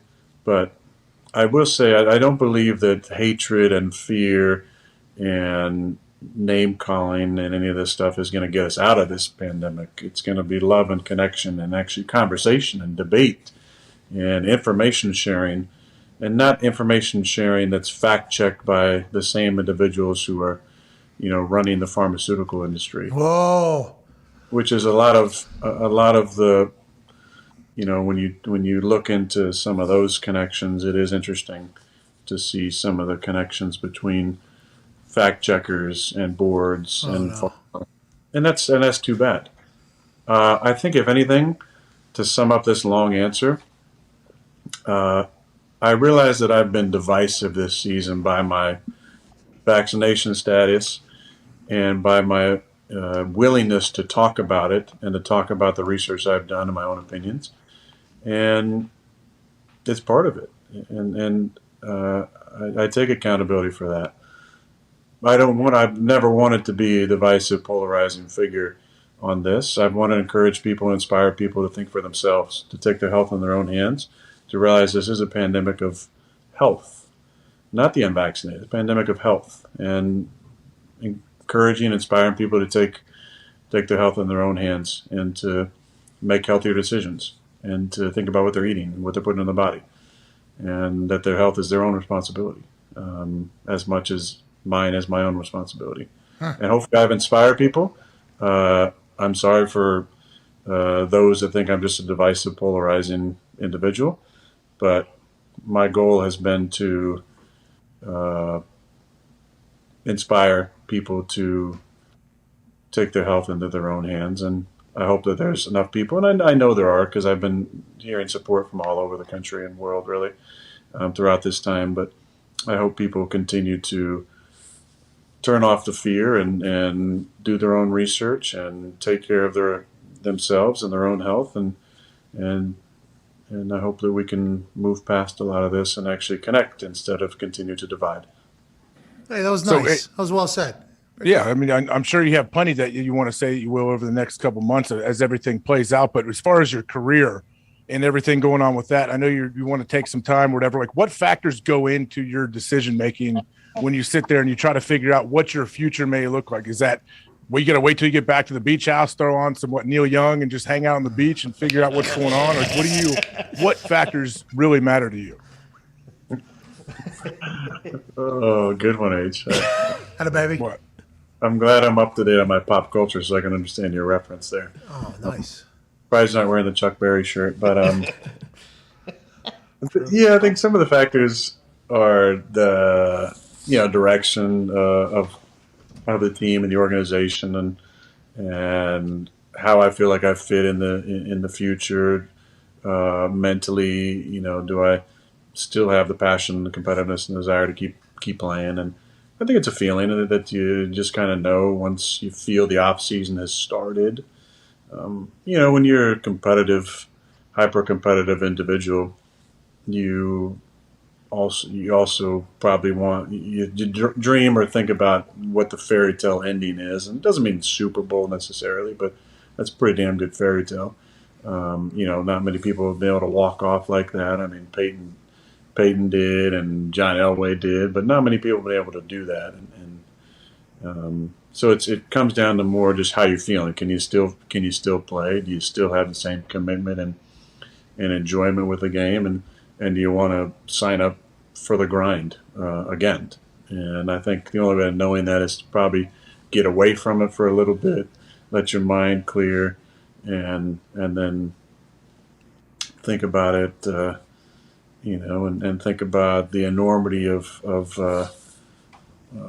the task and what would bring you the most enjoyment. What's the best for your quality of life at that point? So last year you said walking off the field, you knew, like you felt like, this isn't it. And then I guess there was actual retirement conversations between you and your people last offseason, and we were not privy to that. And then when you came back and had your first day press conference, you basically laid it all out, what the last 3-4 months that was being scrutinized literally since draft day, without you saying anything the entire time. What happened was you said you could feel it, walking off the field. I think you told us that, and you said once again, I think this year, walking off the field. Did you have any of that? Are you leaning towards something? And at what point did you realize I should get away with this type of decision for a little bit and kind of clear my mind, as opposed to being in the middle of the kitchen right now, with one of the most devastating losses I've experienced?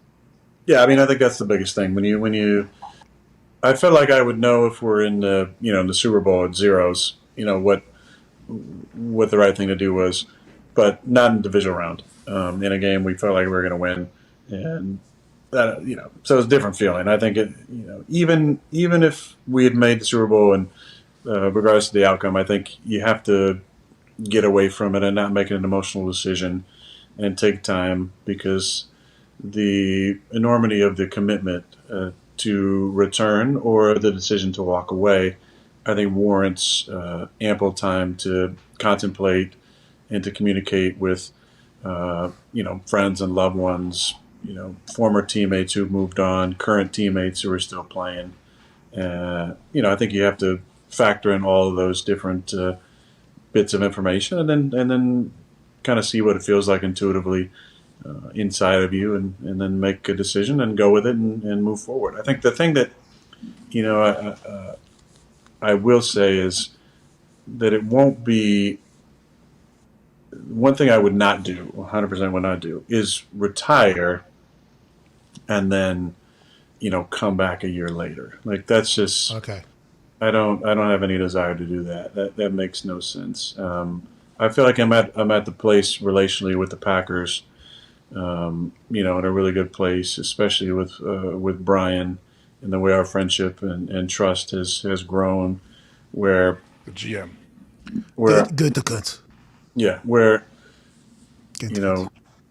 it would be a simple conversation, and whatever comes out of that conversation is moving forward. There's not going to be any weird, standoff, war of silence or anything. It's, Brian and I have had good conversations throughout the year, and when it comes time to make a decision, we'll have a conversation, and that'll be that. It won't be a long drawn out process, and I think that's what's best for me, for him, for the organization, and for all the other decisions that need to be made. Okay, so I don't want to press you too hard, but you would say that all options are still very prevalent on the board, you would say. Is there, like, retirement is potential? You don't know until you get to that point, obviously, when you get away. Staying with the Packers, definitely still option, especially with what you just said with Gutekunst. That would have to get figured out because $38 million over the cap. There's a lot of decisions that have to be made, obviously. Going to another team, maybe experiencing free agency, or going to everything is still on the table in your eyes, you're thinking at this moment. I don't think there's any free agency is not. I don't think that's an option, but I think. But everything is definitely on the table. There are things that seem more plausible or more likely, which I won't necessarily get into. But the most important thing is first the commitment to playing and to going through the off season and training and all that stuff is the first, and then after that, it's just conversations with my agent and Brian, and looking at the desires of the team and the kind of the mindset moving forward, and then make a decision from there.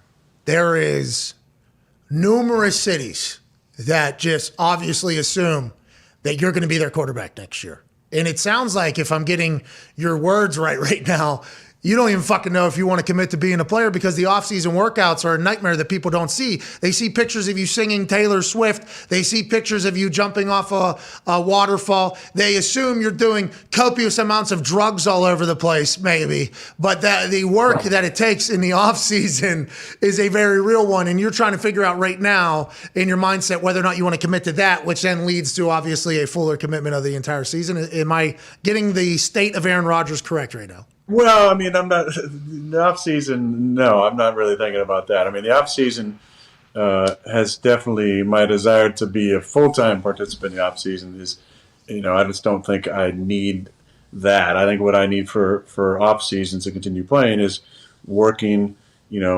with my, my body work people,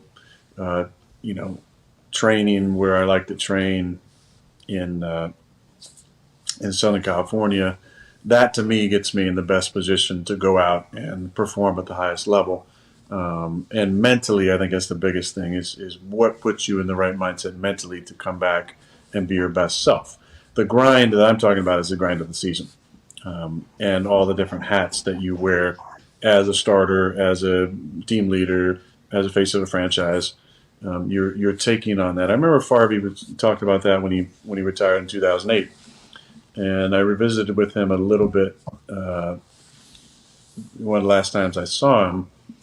Just that reminder that you don't know as a potential first time starter, as I was about to be in 2008. You don't realize there's just a lot more than just playing football.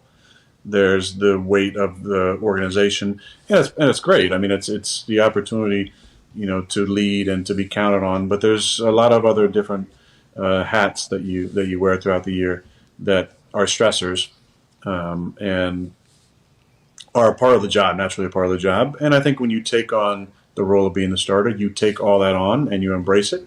But it's more than just what you see on the Sundays. There's a lot more to playing quarterback, and I think you're committing to all that when you commit to coming back and playing. How does it feel to be in this spot right now? It's got to be kind of weird. It's a unique situation. All options are on the table, and you seem to not even know really what you want to do. He's not retiring. Dude, you're not retiring. Too good. You're too But also, fucking I did predict, though, Pat, I predicted the other night to myself that you were going to retire maybe and then come back after a year and win the MVP and win another Super Bowl. So that's wrong now. You're you wrong. You try to debunk that. We don't know. We'll see. We'll see whenever he does let it go. If all of a sudden, like 7 months in, he's like, I still got this thing. And he comes on back. So, but what is it like, man, being where you are right now? Devastating loss. You're obviously very, like, that is hard to get over, at least for right now. But the rest of it going on, like, your whole future is in front of you and you don't really know exactly where you're going. Yeah, I mean, I think that there's not any fear, for sure. I talked about that last year with the I don't have a fear of retirement. I felt that during the off season, so there's not any fear around it. The uncertainty is not unsettling at all. It's almost exciting thinking about what life is going to look like moving forward. I think that it's an interesting time because you're dealing with the grieving process of the season and knowing that specific group of people, both teammates and coaches, it just won't be the same. There's always changes, and there's a grieving process that goes along with that. And I think embracing that is an important part of it, not like pushing that stuff down or ignoring it. I think it allows you to stay present, to have gratitude for the feelings and the emotions and the moments you've had with these guys. I think that's an important part of kind of wrapping up the season. The disappointment, obviously, of personal performance and the way the season ended, I think is a real thing. You got to sit with that. You don't just push that aside. You take accountability for that, and then I think when all that stuff kind of starts to pass, then that's when the gratitude comes in. Gratitude for the moments, gratitude for the memories, for the friendships, for the incredible highs that we had, for the adversity that we faced, and some of that's definitely already crept in, and you cross paths with so many people in this business every single year, and there's really special people, and there's some people that impact you during the season. There's some people that impact you, during their careers, and then there's some people that impact you for a lifetime, and each one of those types of people is so important to the enjoyment of the season. And I think you have a lot of gratitude when you see these people, and as they're packing up a locker room or having a last meal in the cafeteria, and get to say some words to them. That's when the gratitude comes out, knowing that you went to battle with this person. And I think that's where the connection is always going to be there, is because you put your body on the line with this individual, and you know what it takes to stick in this league, and that's what is always going to connect us. And this is a moment in time. This loss is a moment in time.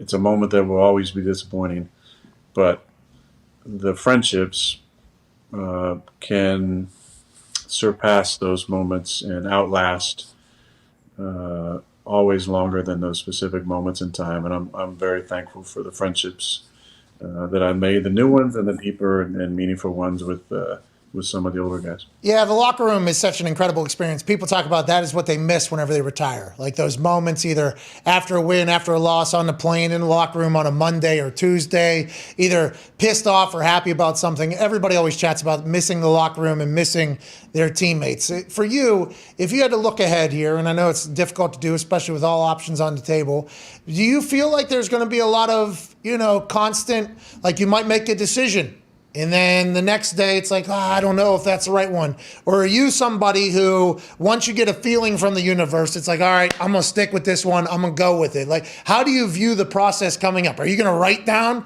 on a dry erase board the pros and the cons for it? Like, how do you feel like this process is going to go? And do you assume it's going to be very fucking difficult, which I think we all are assuming? I mean, I don't know. I mean, it's I don't know about very fucking difficult. I think it'll be a lot of intuition and a lot of feel.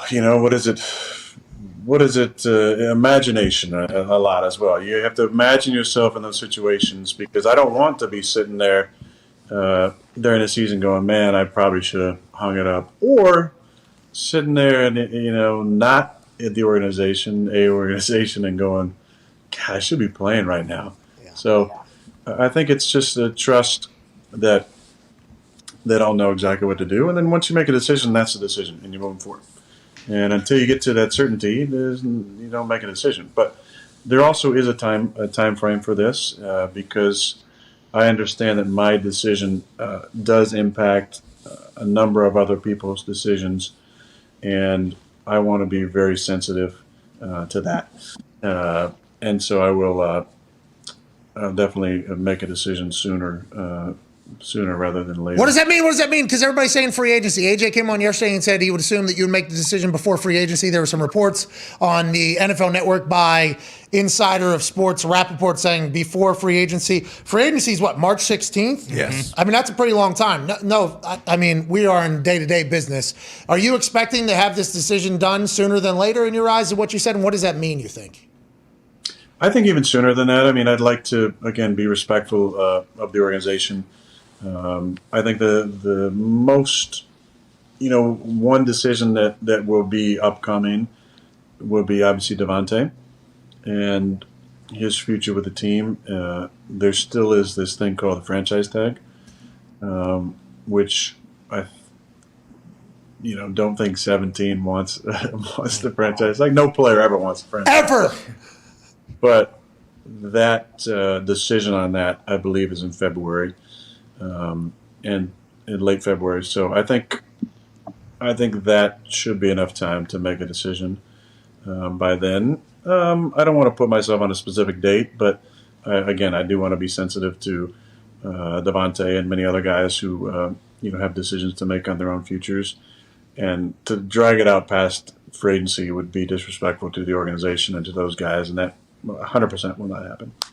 You're not retiring, dude. This guy, there's no way. We need to see you out there. We need to see the cold-blooded killer out there. With the turtleneck, with the snow globe falling, with the chance to ride off into the sunset and beautiful. But you do whatever makes you happy. We understand the commitment is great, and we appreciate you stopping by every single week and breaking the monotony, hopefully, of your weekly schedule to chat with us about it all. But what we don't see is all the hard work. Whenever you're doing 28-minute interviews with ESPN folks, breaking the... Did you know immediately upon doing that interview with ESPN where there was some quotes? I didn't listen to the entire thing. Was it a podcast or was it I don't know what it was. I think it was a podcast. I don't remember what it was. But you said you were being silenced, and then you actually called out the president of the United States. So as soon as you say stuff like that, the entire world is just going to burn down immediately. And is that something you have to think about going forward, or are you going to continue to be your true self and kind of speak for yourself like you have been the last couple of years for the first time in your entire career? Yeah, I knew that there, and he said it wasn't a hit piece, but I knew that there was a piece, that piece, had obviously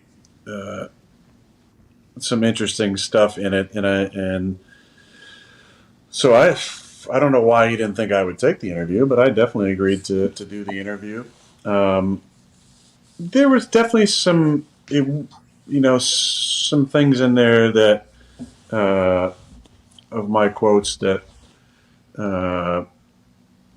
were slightly maybe not the specific context. That's based on how it was written and put together. No.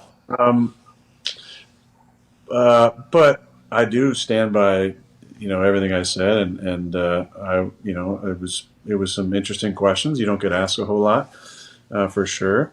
But there were parts of answers that weren't entire, like the answer I gave about the president. Was a longer answer. So some of the answers were pared down for sure.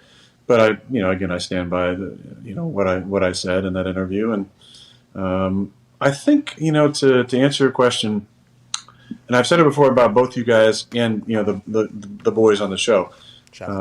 One of the main reasons that I have so much love and appreciation for you guys is because you guys are unapologetically yourselves and you're authentic. I think, most of us, that's what we strive to be, right? We strive to be ourselves and to be authentic. And I think there's parts of us that die inside a little bit when we feel like we have to act or play a role or not be able to be entirely ourselves, right? And I think in society so often, we're either, like myself, super inspired by people who are unapologetic themselves, right? Because we realize how special that is, how desirable that is, and it's people who are real. And I think we're attracted to that in some way.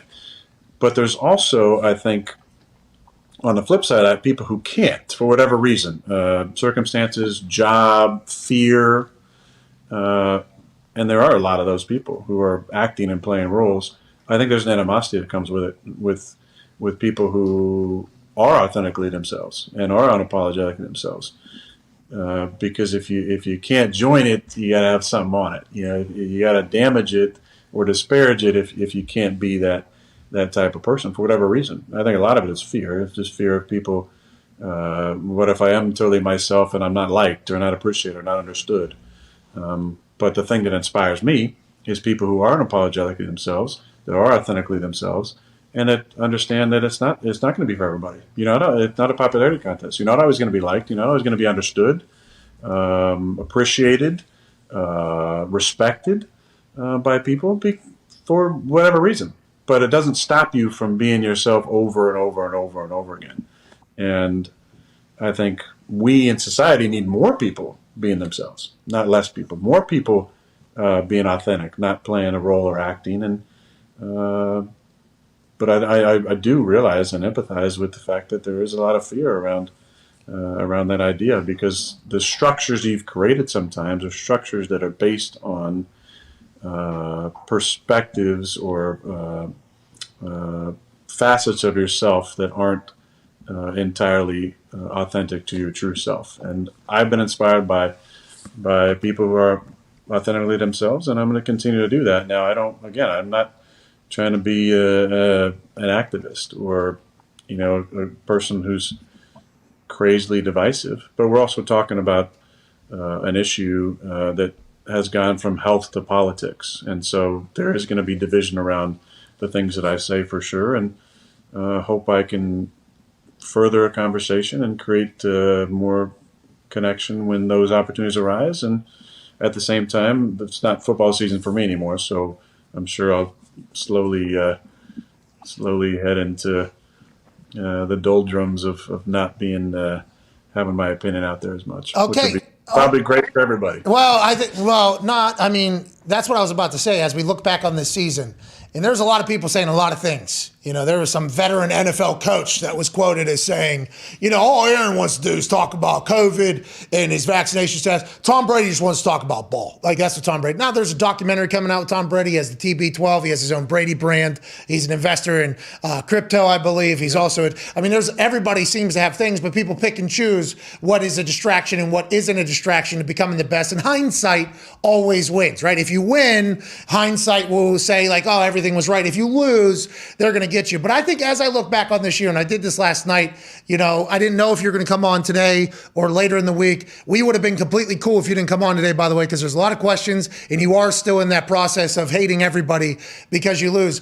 But I think If I'm wrong, please state this. And I get yelled at, and I take it on the shins because of our conversations every week by people that don't necessarily agree with you. And I'm cool with it because I will always be a fan of hearing why people believe and what people believe, especially those that are the greatest of all time in conversation. So I enjoy that whole thing. But I think early, whenever you did have that immunized comment, I think you didn't want to be the poster boy of players that were not vaccinated. And then you were thrusted into a position because you are the reigning MVP of the NFL. You are Aaron Rodgers. You do come on this show every week. And then whenever you get put into the protocol of a non-vaccinated player, and it is the peak of the politicizing of the vaccination, you got thrusted into this role. So everybody is in, this is not me making excuses for you. I live this, I think, alongside of you. And I don't think you ever wanted to be. You got thrusted in there. Now people are using that against you. Do you think about that when you look back on the season, and will that be a part of your process of going through on what you want to do going forward? Because there's a chance you get thrown into the fucking biggest political thing of all time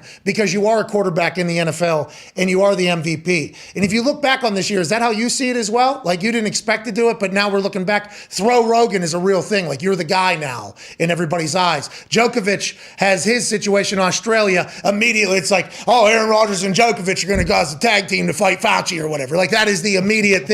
And did you expect it? Do you like it? Do you hate it? Do you never want to be in this position again? And have you even got a chance to think about that?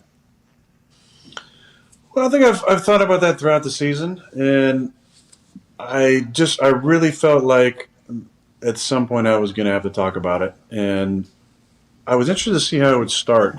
And there was a witch hunt for sure. Who's vaccinated? Who's not? Who can we shame for not being vaccinated? That happened.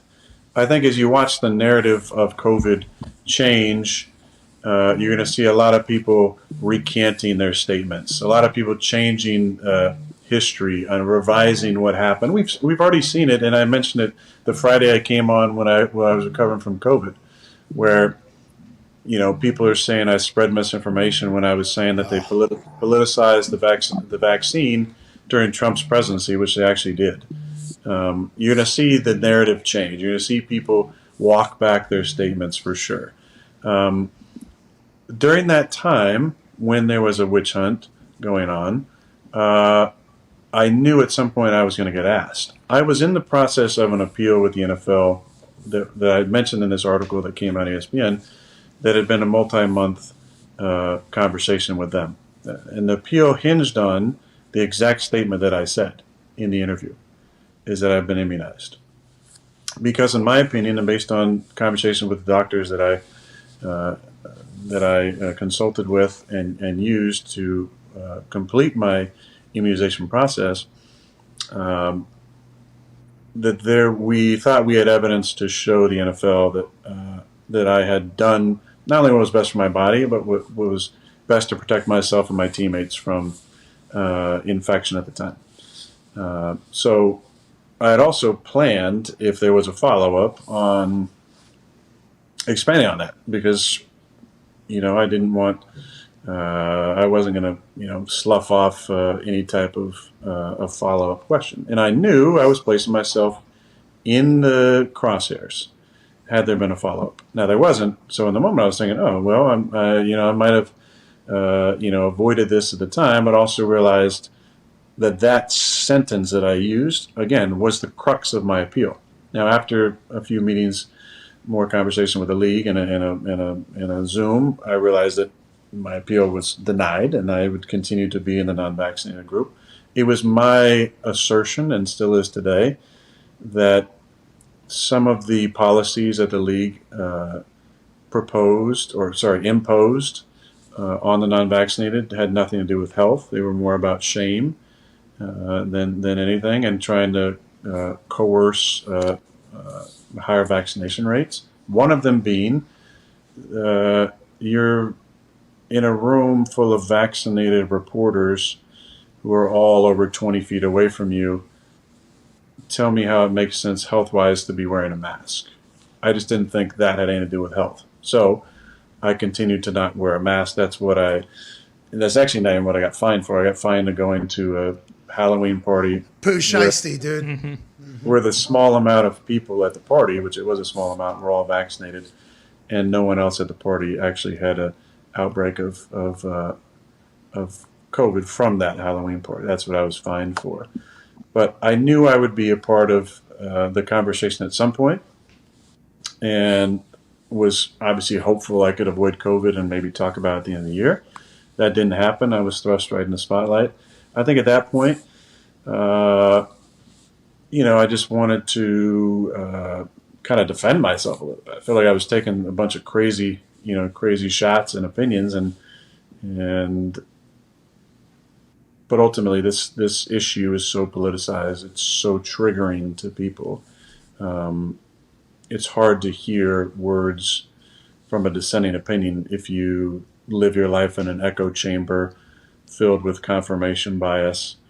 And I don't want to be an activist again. I don't want to be a person that's called upon, to give constant opinion on this. That's why I've turned down all these interview offers from the Fox stations. I said it on this show. I don't want to do interviews for CNN or for Fox because politics is a sham.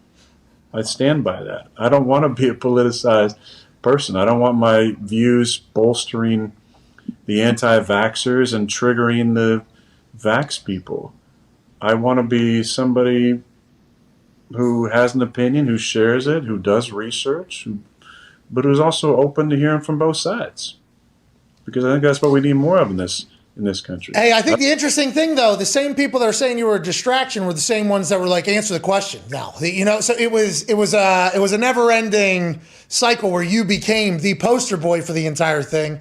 And as a person that rode shotgun in this entire thing, I was like, I don't think he ever wanted this to be the case. But now people are using it against you. It's just you live a fascinating life. Yeah, but that's the way the narratives work. I think from so much of my career I was an enigma because there wasn't a lot known about me off the field.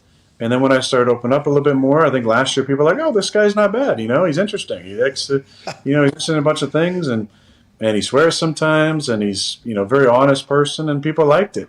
Until I had, an opinion that was anti a very triggering mainstream narrative. And then now I'm a pariah. Now I'm a distraction. Now I'm this or I'm that.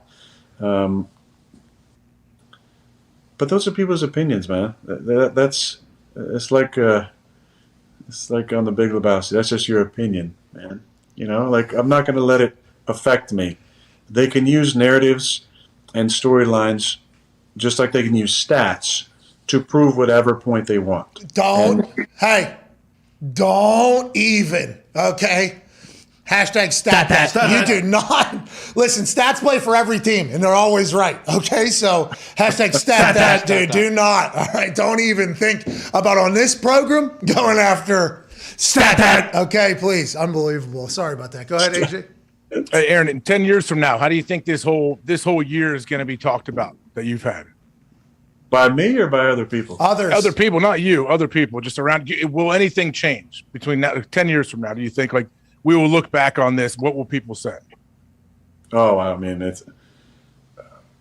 people in the league will probably say, "Can you believe, some of the protocols that were in place and what we went through?"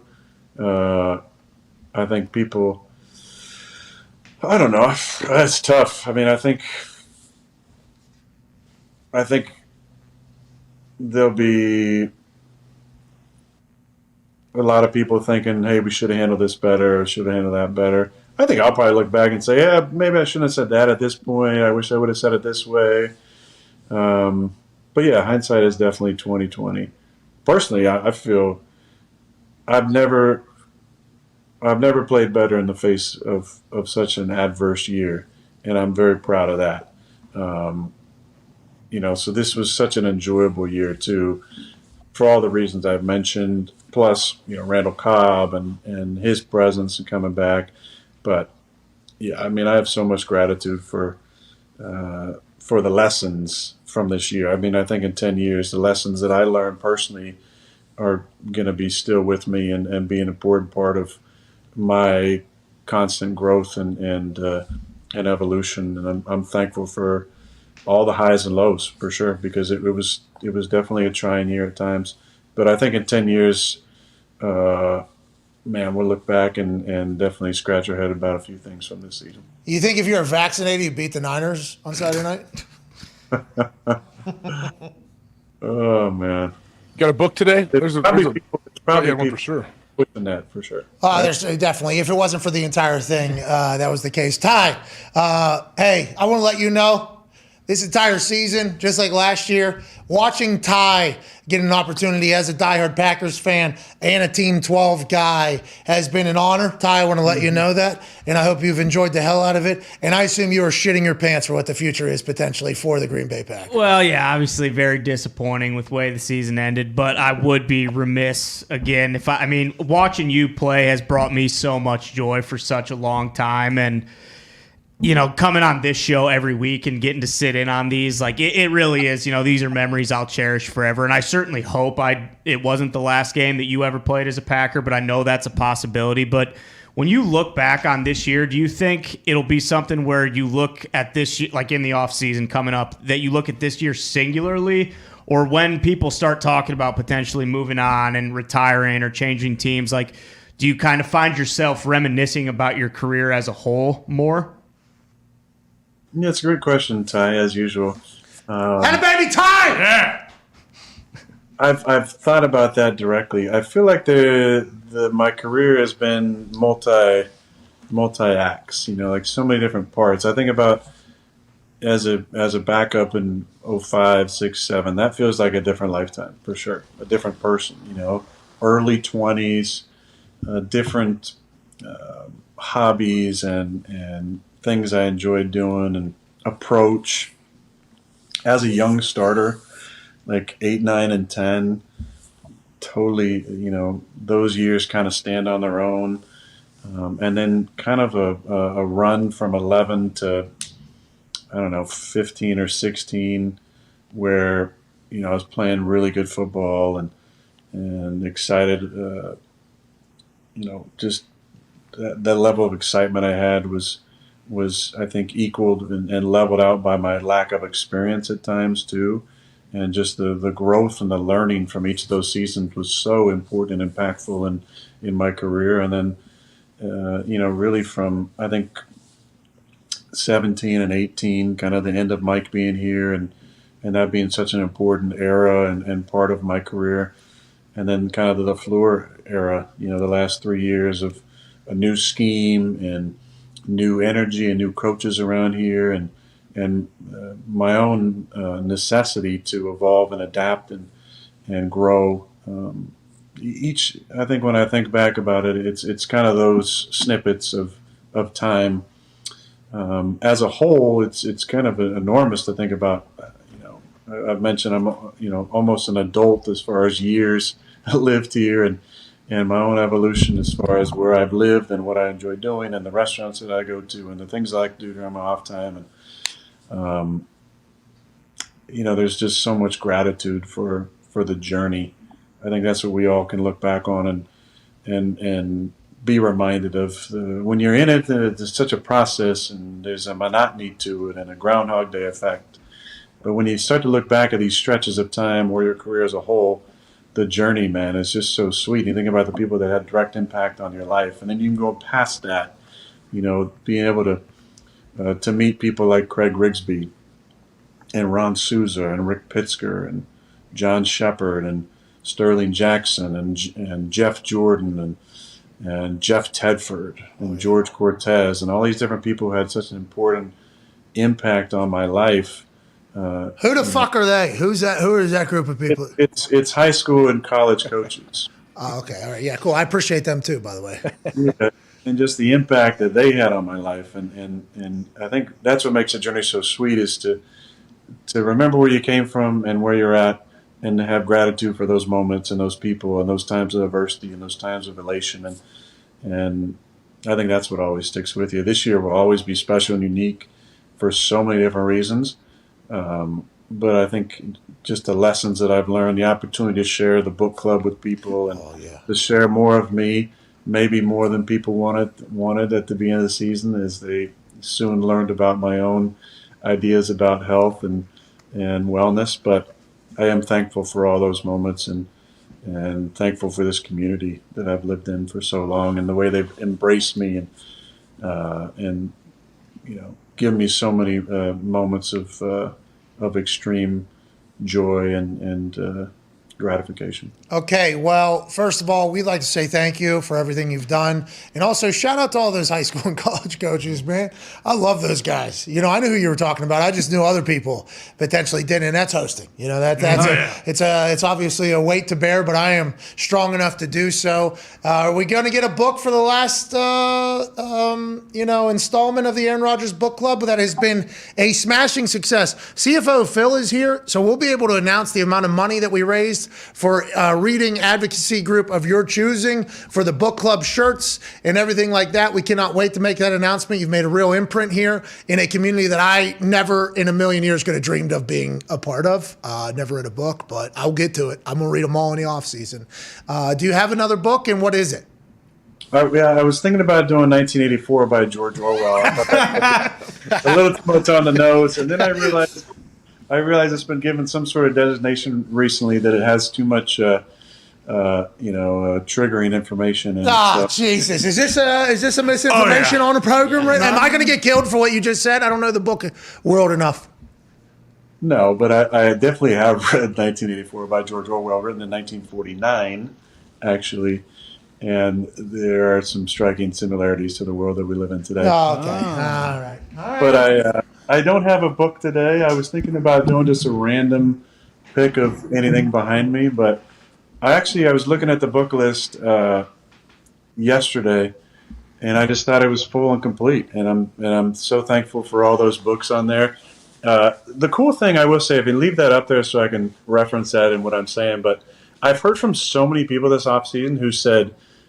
season, thank you for the book club. I just read fill in the blank, The Alchemist. I was just talking with a scout yesterday, one of our longtime scouts, and he goes, "You know what? I read The Alchemist this year. It was awesome. I usually read historical fiction or historical nonfiction. It was a great, great break for me, and I'm thankful for that. I've heard from people who read Krakauer's book. I got to have communication with John, who's been a favorite author of mine for years, and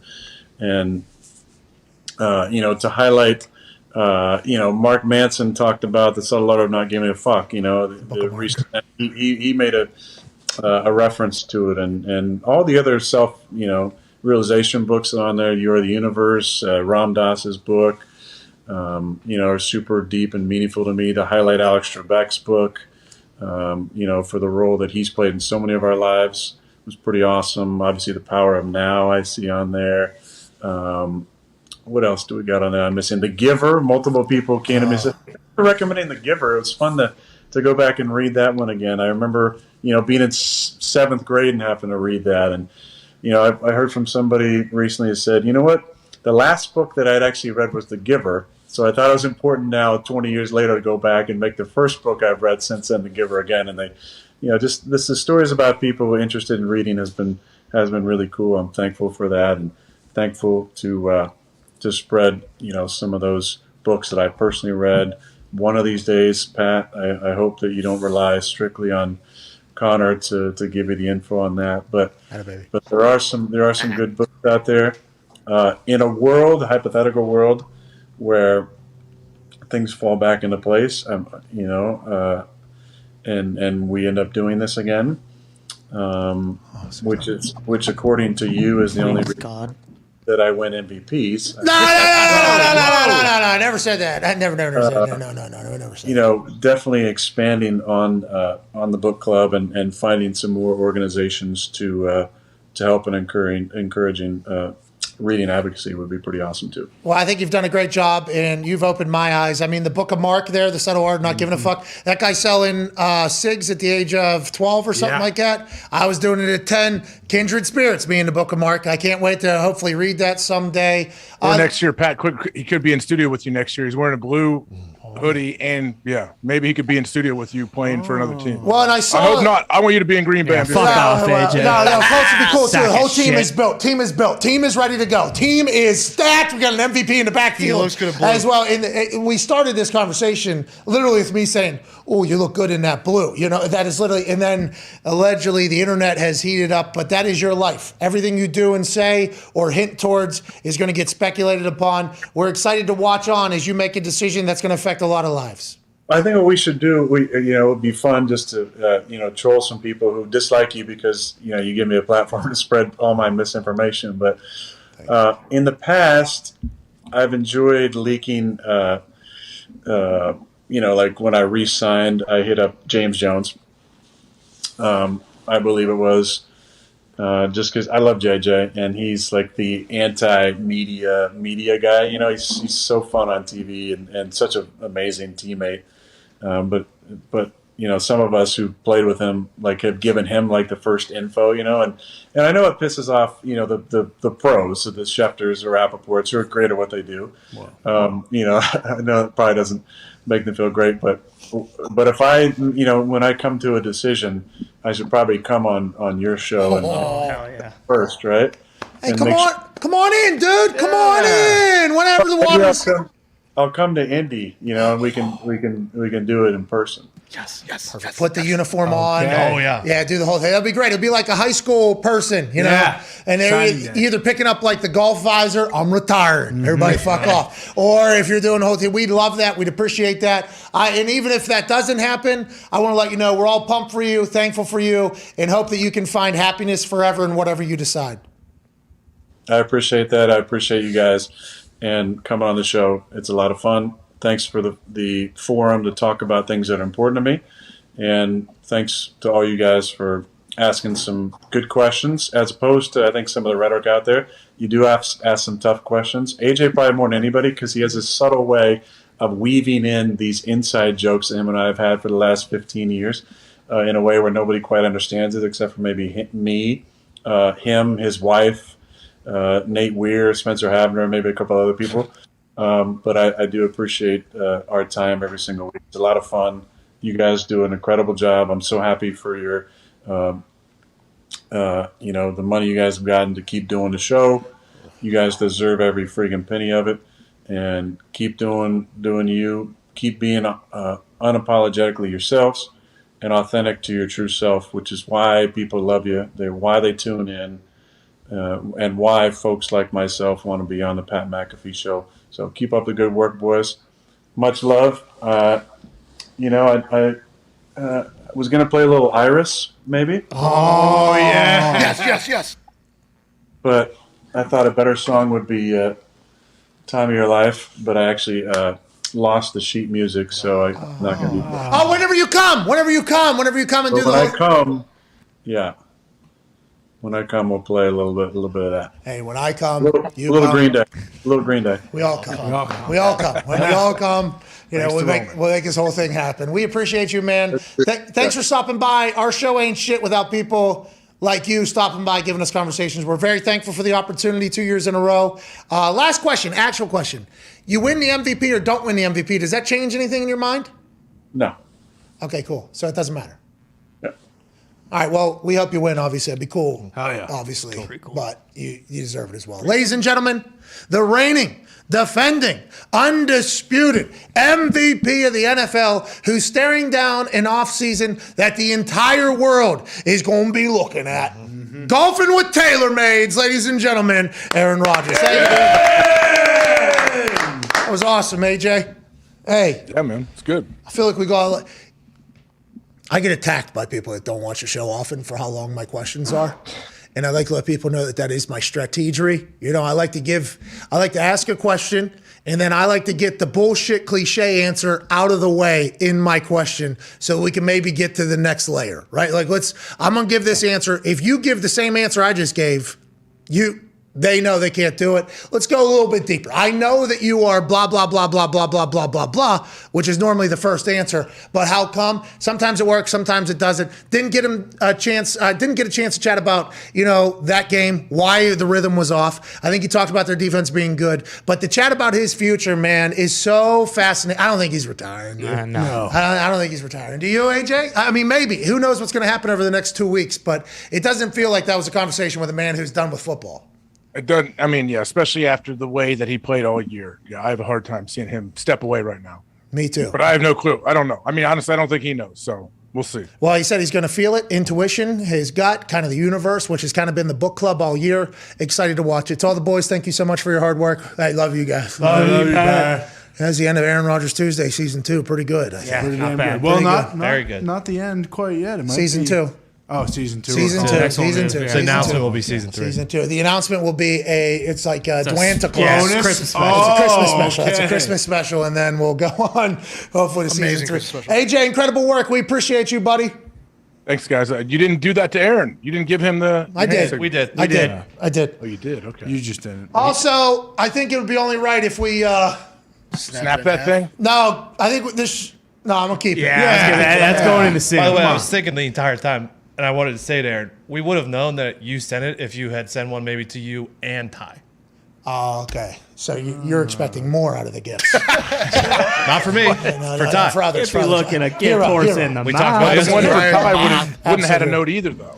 Yeah, but Hey, let's not forget that this Aaron Rodgers Tuesday is presented by Arby's. Look, we love Arby's. Our go-to order is the beef and cheddar with no red ranch. Add a little bacon and curly fries with cheese. It never, ever fails. Right now, on the $2, 2 for $6 menu, 2 for $6. They have $2 signs on her. On the 2 for $6 menus, you can get the classic beef and cheddar, white cheddar mac and cheese, and the premium delicious nine piece chicken nugget. Full-size sandwiches and meals with the high-quality meats you can only find at Arby's. They don't shrink them down to a junior version like you might find elsewhere. That's 2 full-size Arby's meals for $6 daily. The best deal in the game. Go get yours today. Let's go. Beef and cheds. Beef and cheds, baby. Can't beat them. 9-piece nug. You can get a beef and ched, 9-piece nug, curly fries. You're going to have to pay, like 50 cents for the cheese or whatever. Right. $6. What a deal by Arby's. What a day for, good conversation with folks. Can't thank Rappaport enough for joining us early, spreading whatever misinformation he's spreading for the leverage of somebody. Yep. We appreciate him. Of course. And also his inside information.